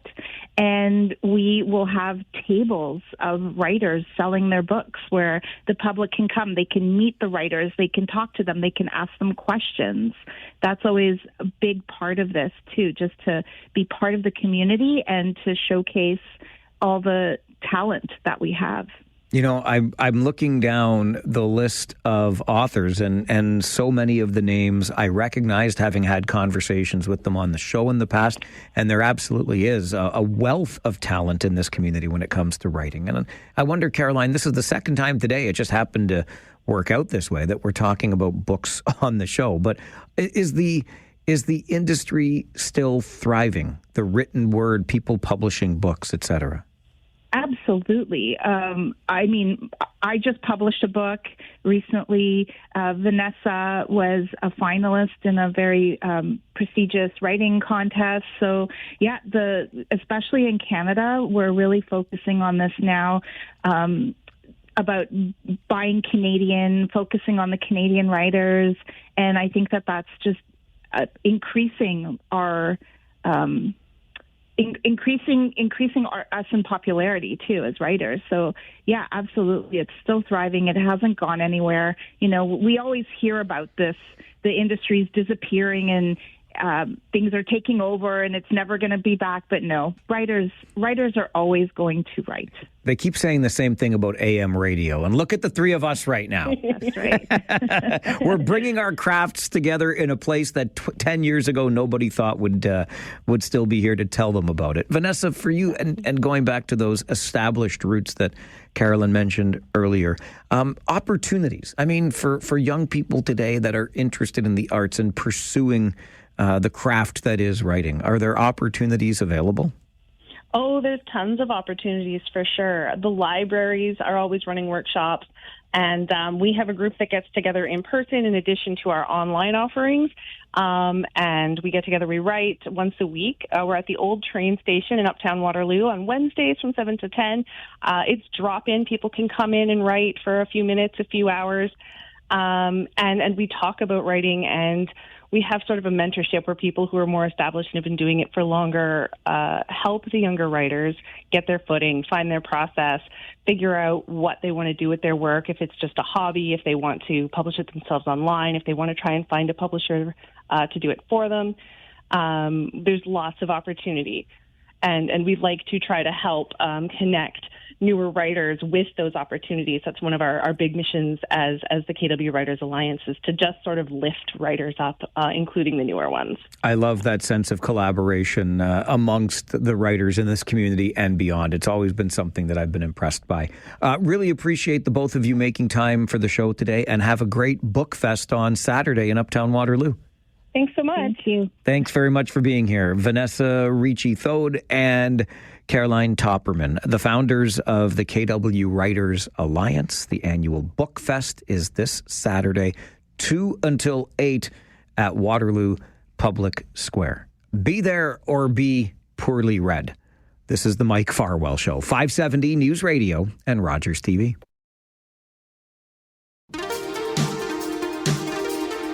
We have had ourselves a busy show so far today, and we're not yet done. The final hour belongs to you. And now that the speech from the throne has been delivered, and the king himself was the one reading the words in said speech, maybe you'd like to comment on that, or anything else that's happening in your particular neighborhood in this beautiful region of ours. It was more beautiful when the sun was out earlier. I'm not seeing a whole lot right now, but that's okay. I still see some blue sky. Maybe you just want to talk about how sucky the spring has been in its entirety so far. Just absolutely rotten weather since... Did winter even end? Or did we just miss spring and summer and go right to fall? Is it winter again tomorrow? I don't know. Anyway, the Talkback Hour is coming up. Something else I wanted to touch on before your update in the 570 News Center is the Farwell for Hire 50-50 raffle. I'm virtually speechless. When I left here on Friday, so 2 business days ago, our jackpot was approaching $100,000 in the Farwell for Hire 50-50. And I had said, if it reaches 100,000, I'm going to wear the hat of the team that shall not be named. The jackpot got to 100,000 on Friday afternoon. So yesterday, for the entire Talkback Hour, like I promised I would, I put on the ugly hat that burned my scalp of the team that shall not be named, and I wore it for the entire Talkback Hour. And I also said, listen, if you want to see me wear more of this ugly clothing, I'll add a scarf if we get to 120,000 in the jackpot and wear it for the full hour, the hat and the scarf together.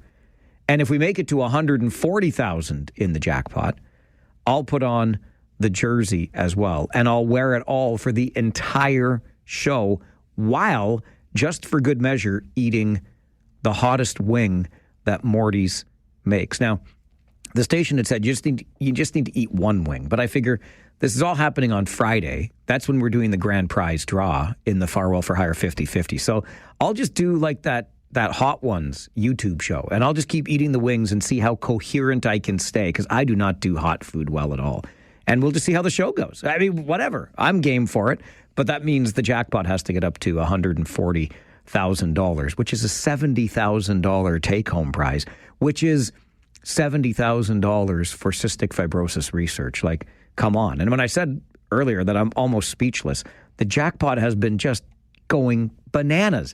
It's up to almost $115,000 as I speak, which means your take-home prize is about $57,500. You can get a ticket at cf5050.ca. Help us raise money for cystic fibrosis research. You can dress me in terrible clothes, and you can win a big prize. Talkback begins after this on the Mike Farwell Show, 570 News Radio and Rogers TV. Take out the papers and the trash, or you don't get no spending cash. If you don't scrub that kitchen floor, you ain't gonna rock and roll no more. Yakety yak. Don't talk back. Just finish cleaning up your room. Let's see that dust fly with that broom. Get all that garbage out of sight, or you don't go out Friday night. Yakety yak. Don't talk back. If I may, could I begin here just reflecting on that news update we got from Colin Robertson in the 570 News Center? And I do believe he said pulling a knife in what was... oh, wait, I forgot the exact word. Ordinary. It wasn't ordinary. It was... hang on, I'm going to pull up the script so I have it right in front of me so I know exactly what it is. Pulling a knife during what sounds like a routine shoplifting. How about we don't make shoplifting routine? How about that? How about it's not a thing that happens so often we describe it as routine? That's just a little thought from me, which reminds me of an email I got from my buddy Mikey. I like to call him Producer Mike. He's always sending ideas to the show. In this particular case, his email just said, "What the heck is wrong with kids today?" And listen, our parents said that about us. I get it. But the story that Mike sent involves a couple of 16-year-old kids from Toronto who were involved in a collision on Highway 69 in Walbridge Township. They were quite a ways from home. It was a collision that involved a moose. Won't anybody please think of the meese? Please? But here's the thing. Once police responded to the crash on Highway 69, they detected, quote, a strong odor of fresh burnt cannabis emanating from the vehicle. Do you think that had anything to do with the crash with the moose? Maybe. Just maybe. Oh, yeah, and by the way, a handgun and ammunition were also seized. These were two 16-year-old kids from Scarborough who were involved in this. The arresting officer said this incident serves as a sobering reminder of the dangers faced by first responders on a daily basis. I'm grateful that both suspects were taken into custody without harm to public safety. It's a routine call for police officers. Vehicle collision, loaded handgun and ammunition as well. 519-570-2545, star 570, and 1-800-570-5715. Just a couple of things on my mind today. Let's find out what's on yours. Talkback begins with Sean. Good afternoon, Sean. Hey, Mike, how are you? Good, thanks. How are you? Good. I'm having a pretty good day. It's kind of miserable, though, but that's okay. Hey, I have two big questions for you, okay? The first one is 55,000 the most employed company? Is that the most number that is employed by one company, 55,000? Is that, because it's a big number, and I'm just curious. I don't know, to be honest with you. In reference to what? Who employs 55,000 people? Canada Post. Oh, right, of course. Listen, I know this much, Sean. It's not a company. It's not private. Well, I guess Canada Post not private sector either. But the federal government employs hundreds of thousands of people. So I don't know if 55,000 would be the largest. In fact, when I heard about Microsoft doing layoffs not too long ago, I think they said the number was somewhere in the 60,000 range. But I could be mistaken. Okay. Anyway, It's a big number. You're not wrong. Okay. My second question is, now we got Trump on this rant for a little while anyway about putting a dome over top of the USA, right? It's just a figurative dome, I think. Dome, right? Yeah, the Golden Dome, yeah. Yeah. And then Mark Carney's on John was, well, maybe we should do the same thing and put one over Canada. Maybe we can get like a package deal. Well, he just wants to participate in the Golden Dome construction, yes. Yeah, so like a package deal. Maybe you get one, we get one. Same dome, two buyers, two spenders. Oh, okay. Because I thought if we put one over the U.S., it's the Golden Dome, and that's good. We put one over Canada, we call it the Condome because we're all protected. Sean, I love where you're coming from. I thought you were going to call it the Igloo. Do you remember? You know what that reminds me of? Do you remember back in the day when the Sky Dome was first built and there was a naming contest for it? Tower Dome was one. Condome was another. I appreciate, though, your punniness, Sean, with the condom because we'd all be protected. And I think I'm going to get a tattoo on my head that says the Golden Dome because why not? There ain't nothing else on my head. Jason, you're on Talkback. Good afternoon. Mike, how are you today? I'm doing well, thank you. How are you? That's all. I'm well, thank you. Good. I'd like to just give a shout-out to Nutrition for Learning this morning. They put on a fantastic breakfast in support of Nutrition for Learning. It's sad that we live in a world where there are lots of kids that go to school hungry every day, who don't have enough food, and the statistics show that leads to increase in violence, theft, a whole gamut of problems in our society. And so, I would love to see a day where and I've said this before, where we don't have food banks. That everybody has enough. I remember it was at the back in the 90s, Paul Martin was going to eliminate child poverty, which would essentially end child hunger. And we're, 35 years later, and I don't think we're any closer. And so, support some of these organizations that, you spend $1. In the end, it's going to be a $5 reward or a $10 reward by, reducing some of our societal issues. Jason, I appreciate the call and the deserving shout out. I was invited to that breakfast today, but I don't really have a normal job. My hours are very odd and all over the place. So I can't attend such a breakfast event and still make it to work on time because, live radio and all of that. But I appreciate the invitation as much as I appreciate the work that Nutrition for Learning does in this community. I saw some photos on social media already today. Looks like a great event. And interesting that Jason would talk about the connection between being well fed and being less violent at school, because the reporting is out and the violent incidents continue to rise. I'll share some of those statistics with you as we continue Talkback. Phone lines are open to hear from you on an issue today. This is the Mike Farwell Show, 570 News Radio and Rogers TV.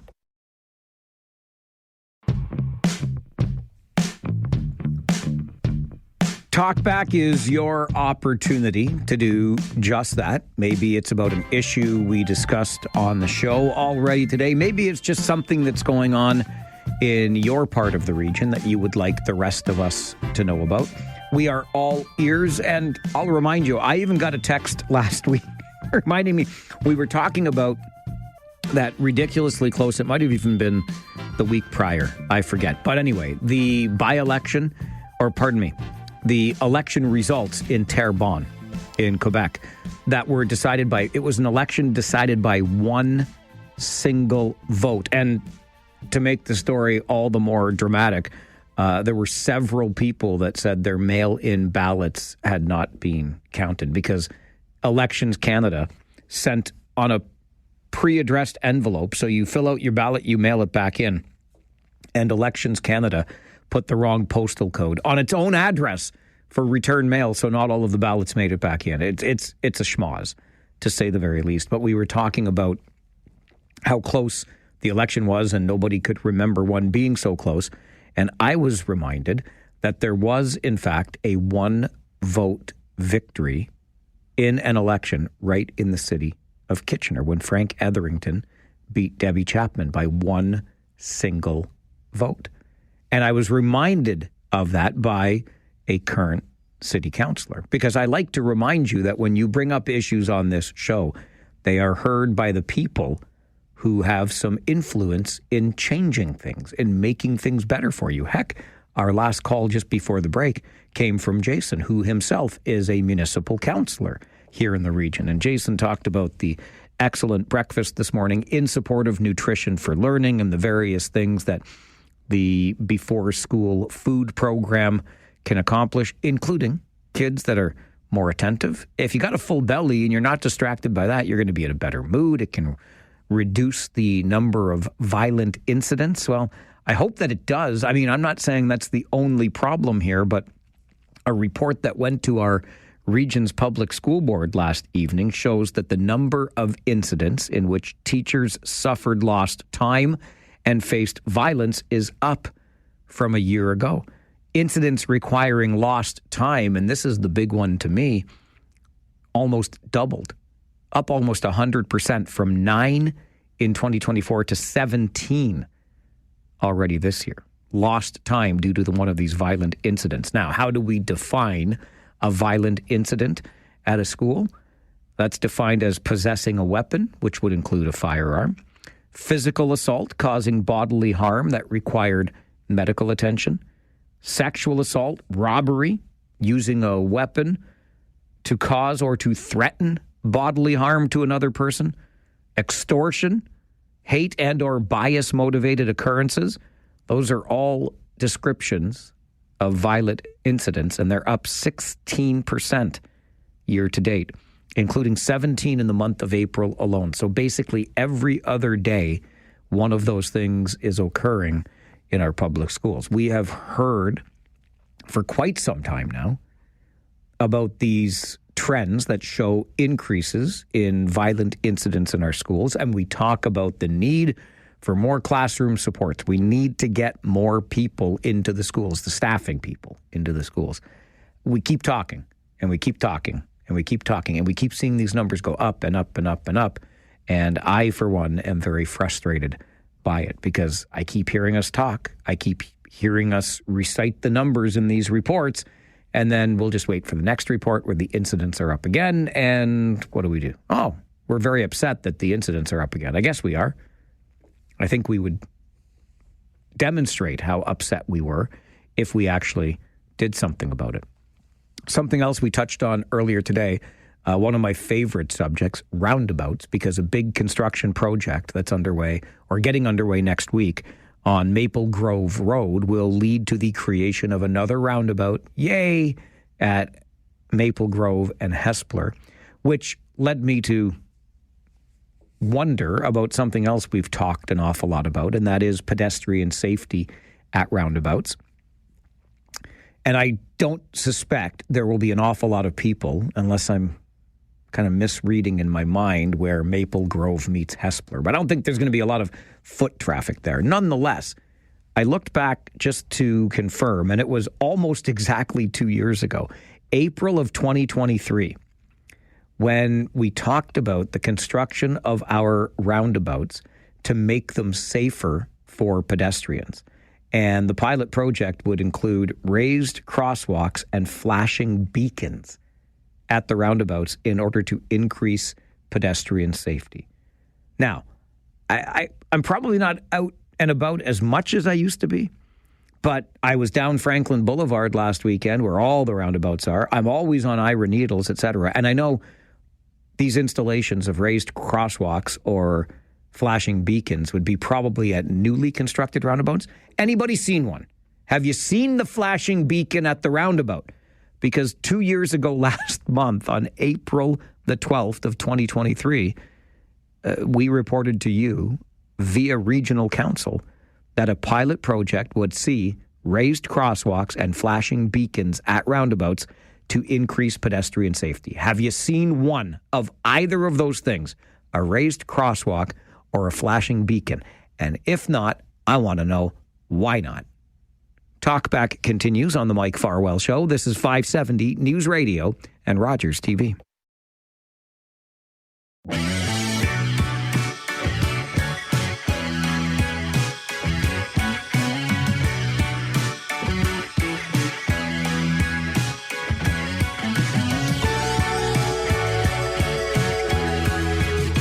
I got a message from my friend Jane this morning to Mike at 570news.com.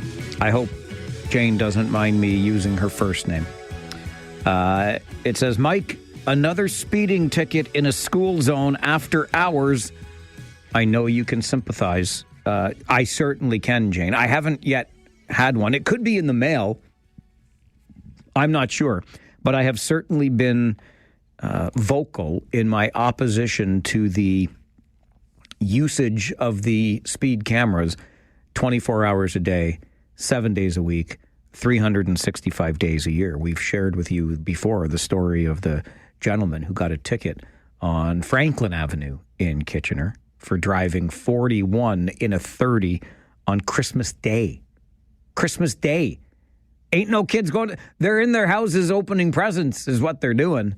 My goodness gracious. Anyway, Jane, I do sympathize, and I'm not sure if we got a chance to get into this at any in any detail last week, but Regional Council is moving forward with the creation of new community safety zones. So these go beyond and increase what already might be designated as school zones when it comes to the implementation of photo radar technology. And not all councillors were on board with it. It did pass 10-5, but one of the councillors opposed was Cambridge's Pam Wolf. I think we need to be encouraging compliance, not defiance. People feel that they're being unjustly penalized or they're not driving unsafely at times, especially when the schools are not in operation. So I think we've just gone sort of overboard on the number of cameras and the speeds. You think so? I'm with you, Councillor Wolf. Unjustly penalized is absolutely true. I'll remind you again, the person driving 42 in a 30 is not the maniac you're looking for. And Kitchener Mayor Barry Verbanovic, also one of the 5 regional councillors to vote against the creation of more community safety zones. I have some significant concerns, as does my area municipal council. As you know, Kitchener has, for the time being, voted to not participate in the program beyond the initial cameras that were there previously. I'm concerned about the fact that this is being seen by many residents, and I've heard from them as an increasing cash grab, particularly with the fact that this is 24/7, 365, even in the middle of the night, is certainly a concern for people. And I think it does take away for people's perception of fairness, particularly when it appears based on social media reports that the threshold is a fairly low threshold before these offenses kick in. It certainly does seem to be a fairly low threshold. It certainly does seem to be unfair, a.k.a. cash grabby, but 10-5, Regional Council voted in favor of the creation of more of these community safety zones. Talkback continues on the Mike Farwell Show, 570 News Radio and Rogers TV.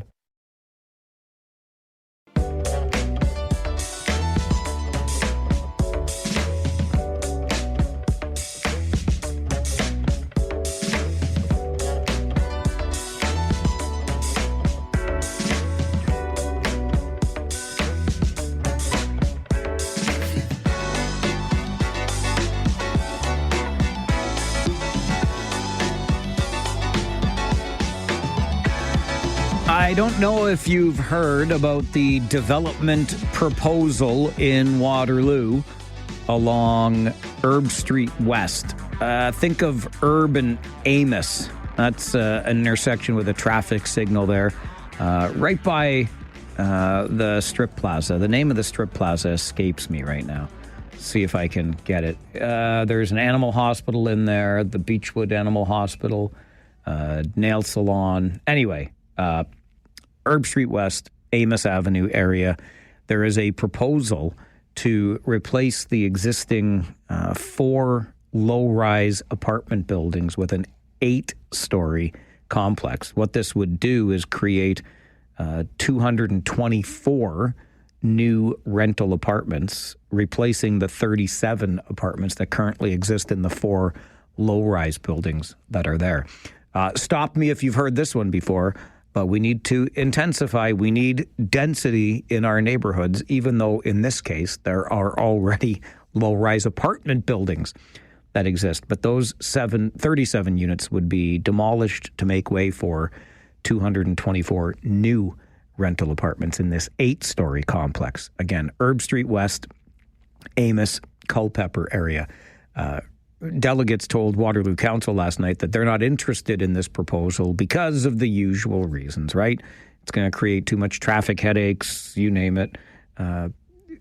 Not in keeping with the neighborhood, all of those different things. What we need in this area, one delegate said, is a single-family individual units that our young people can buy and own with dignity. We need to demand that developers start building what we need. So that's happening in Waterloo. I told you during the Farwell Show 5 this morning at the beginning of the show, Kitchener Council has approved what we would describe as an infill project, very similar to this one in Waterloo, and this is not approved, by the way, in Waterloo. This is up for consideration right now. But in Kitchener, Council has approved the demolition of a couple of existing homes on Arlington Boulevard. That's in the Franklin Weber area. And in their place will go 16 stacked townhouses. That one's been approved. The city of Kitchener says this kind of fits in or fills in the missing middle or some of the missing middle that we hear so much about in housing. But basically 2 single-family detached homes being torn down to make way for 16 stacked townhouses. So 16 new units where only 2 houses existed before. I'm not sure how many people might have been at one time living in those houses, but nonetheless, you're getting more housing in the same footprint in Kitchener in the Weber and Franklin area. And that one was approved last night by Kitchener Council. I came across this interesting thing the other day, and I wanted to share it with you because I like the idea, generally speaking, although it also concerns me just a wee bit. Let me explain. The University of Waterloo has now, for the last couple of years, offered students an online resource that's called Adulting 101, which is meant to help students understand or learn some of the very basic life skills that might come in handy. For example, what about changing a tire if you've never changed a tire before? That seems like something that Adulting 101 could help you out with. I mean, you've got a lot going on when you enter post-secondary. You're trying to deal with probably being away from home for the first time, navigating a brand new environment, probably in a brand new city. You want to keep up with your academic success, so you got to worry about that, plus paying all these bills by yourself, et cetera, et cetera. So absolutely. You got so much on your mind. Hey, why not get a little bit of help in the life skills department? But when you drill down just a little bit further into what Adulting 101 offers students when it comes to important life skills, again, changing that tire, household maintenance, sure. But some of the other things, how to navigate a grocery store or basic nutrition. And I'm just thinking to myself, okay, I mean, again, I'm supportive. Adulting 101, let's help out with some of these basic life skills for sure. But if you don't know how to navigate a grocery store, or if you haven't learned the basics of nutrition before you get to university, did we not miss a step or two along the way? Like, I don't know, somewhere along the line, did you not go shopping with a parent? Or when I was a kid, and I know it makes me sound like the old guy in the room, but we learned about the Canada Food Guide. I remember coloring in the different sections in elementary school when it came. And I know Canada Food Guide isn't the be-all and end-all anymore, but it gives you some pretty basic nutritional knowledge, right? How about navigating a grocery store? Yeah, they're deliberately complicated to get you to the stuff that they want you to buy. I understand that, but come on with your coming on here. When you get to university, if you haven't yet grasped the fundamentals of taking a cart out of the cart storage and walking the aisles of the grocery, I don't know. I would like to think that some of this, sure, change a tire, basic household maintenance. But if you haven't learned the basics of creating a budget, navigating a grocery store, or learning the basics of nutrition, I'm a little bit worried about you by the time you turn 18. Maybe that's just me. Maybe you see it differently. And you can tell me, because it's the Talkback Hour on the Mike Farwell Show. 570 News Radio and Rogers TV.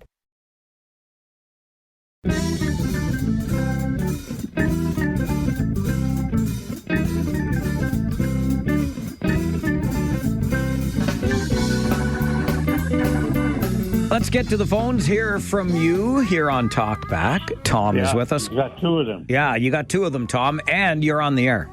Thank you. How are you? I'm great. How are you?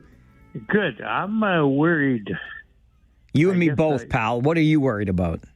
Well, Trump, but the biggest worry is that Canada we got these people out west, Alberta, Smith, Moe. They want to separate, and this is the wrong time to do it. Nah, they're just rattling their sabers, Tom. They're not going to go anywhere. But I mean, whenever separation goes, it's for their own gain. They don't care about the other people. They're using them. So I don't know. What do you think we should do? Well, I think we should be together more. Like, I mean, if nobody wants a pipeline in Ontario or Quebec. Are you sure nobody wants a pipeline in Ontario? Well, not the majority. Oh. Anyway, because would you want a pipeline going through here and breaking up all the time? No. Well, I don't know. Hang on. When's the last time a pipeline broke up? All the time. All the time. They just ask the Americans. That's why they don't want them in the U.S. Okay. So, plus, this is the most climate change oil in the world. Nobody wants it. You can't sell it to Europe. So, but I mean, I'm worried about that the country's not sitting together, and this is the wrong time to try this. So, that's the only thing. Do you feel the same way, Tom, when Quebec threatens to separate? Pardon? Well, yes, because I felt that it was going to divide the country. From the east and west, but it hasn't happened. But here, I don't get it. It's a personal gain. In Quebec, it was more or less the people wanted a separate because they wanted to protect their culture. Here, it's a personal game. And then the news told Mo that both the GDP and the industry is really higher than what he wants, but he says, I want more. So I don't know. It's at a bad time to propose this when we have to stick it together. All right, Tom. Always appreciate the calls and the thoughts on the show. Look, it is the regional differences in this country are difficult to comprehend until you get outside of your own bubble zone or comfort zone, I think. Having lived out west, and it was for a short time, I'll grant you. I will by no means claim to be a Westerner or carry Western sensibilities back to my home here in Upper Canada, particularly this part of Upper Canada in the heart of it all, Southern Ontario, which is home to about 1/4 of the entire country's population. But the reality is it's an incredibly different country. On the other side of them, there are Rocky Mountains, for starters. And it's not an easy country to keep together because of these regional differences. I don't think Alberta, Saskatchewan, Quebec are going anywhere ever, or certainly not anytime soon. But this is, I guess, a bit of a negotiating tactic to make sure that they get their fair share or they feel as though they're being treated fairly, etc. As for nobody in Ontario wants pipelines, I'll remind you about Line 5, which has been the subject of some conversation even before Donald Trump returned to the Oval Office. And I know that Sarnia, to get this pipeline over to Michigan, wants it and wants it very badly. And just as somebody who kind of sits here and listens to the back and forth on things, I am personally, and I'm sorry if this comes across as being very anti-environmental here, but I think unlocking Canada's energy potential is a worthwhile pursuit insofar as what it can mean economically and how we do the jobs that we do here in Canada, right? The world demand for oil has not exactly softened a ton, and we are certainly resource-rich and energy-rich in this country. So at least in the time being, when I'm hearing conversations about unlocking our energy potential in this country, I'm open to the conversations. I am certain that we will do our due diligence. I'm hopeful, I guess, that we would do our due diligence along the way, and we'll see what this means economically for the years and generations, quite frankly, ahead. But I don't know that Tom is on the mark when he says that nobody here in Ontario wants to see pipelines. I want to see this country succeed. And I think one of the ways that it can do that is by becoming the energy superpower that many people have talked about us becoming in this new, more open, interprovincially economy than we've ever had before. So am I writing a blank check for it today? No. But am I open to the conversation about what that looks like? Absolutely I am. This is Talkback on the Mike Farwell Show, 570 News Radio and Rogers TV. I was telling you earlier this hour about the University of Waterloo's Adulting 101 online resource platform to help students with some of the basic stuff. Home maintenance, changing a tire, I can certainly understand. Navigating a grocery store and basic nutrition, I'm a little worried that if you don't have that down by the time you get to university, you might be in more trouble than an online platform can help you get out of. But nonetheless, let's stick with the University of Waterloo for a moment, because I came across this story I just had to share. 25-year-old engineering student. This kid refused to back down even when faced with a lawsuit from a major developer who's redoing a mall near his home. He lives in Hamilton. And not only did he not back down, but he won $25,000 in damages. Young man's name is Pierre Roy, and the mall near his house in Hamilton is undergoing a revitalization. It's going to be turned into a community hub, some residential towers, etc., as is happening with some malls. But he happened to notice when foot traffic at the mall was dying down and work had begun that building permits, for example, weren't in place when a sprinkler system in the mall had been removed. And so he started asking questions. He expressed his concerns to the city. And it takes time for these permits to be put in place, etc. And obviously the developer wants to move as quickly as possible in this case. And they were quite frustrated by the complaints being issued by this young engineering student. So they threatened him with a cease and desist, and he refused to back down and ultimately won himself $25,000 in damages because he believed the developer was trying to intimidate him from just exercising his right to express his concern about something that was happening in his neighborhood. And the 25-year-old kid from the University of Waterloo won that case. Good on him. I don't know that I'd have the stones or the patience to deal with that in the face of a lawsuit from a developer. But he did, and he won. The first thing I heard, you'll have to forgive me if I'm a little bit distracted today, because the first thing I heard when I got in the vehicle to come to work was a commercial for Lotto Max. $10 million jackpot this Wednesday, and it must have just hit me at the right time of day. Probably, that time of day where you're on your way to work, you're working for the man for another day. Let me tell you, because I've been on a bit of this cottage kick lately. One of our guests a week or so ago was in here on his way to the cottage where he said he was going to be spending the summer months.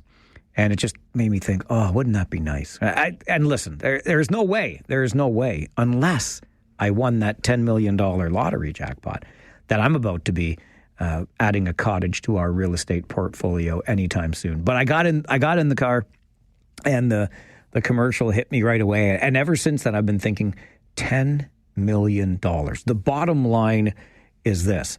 It's way more than I could ever possibly need. I mean, I could spend it. I could spend it easily, as I'm sure you could too.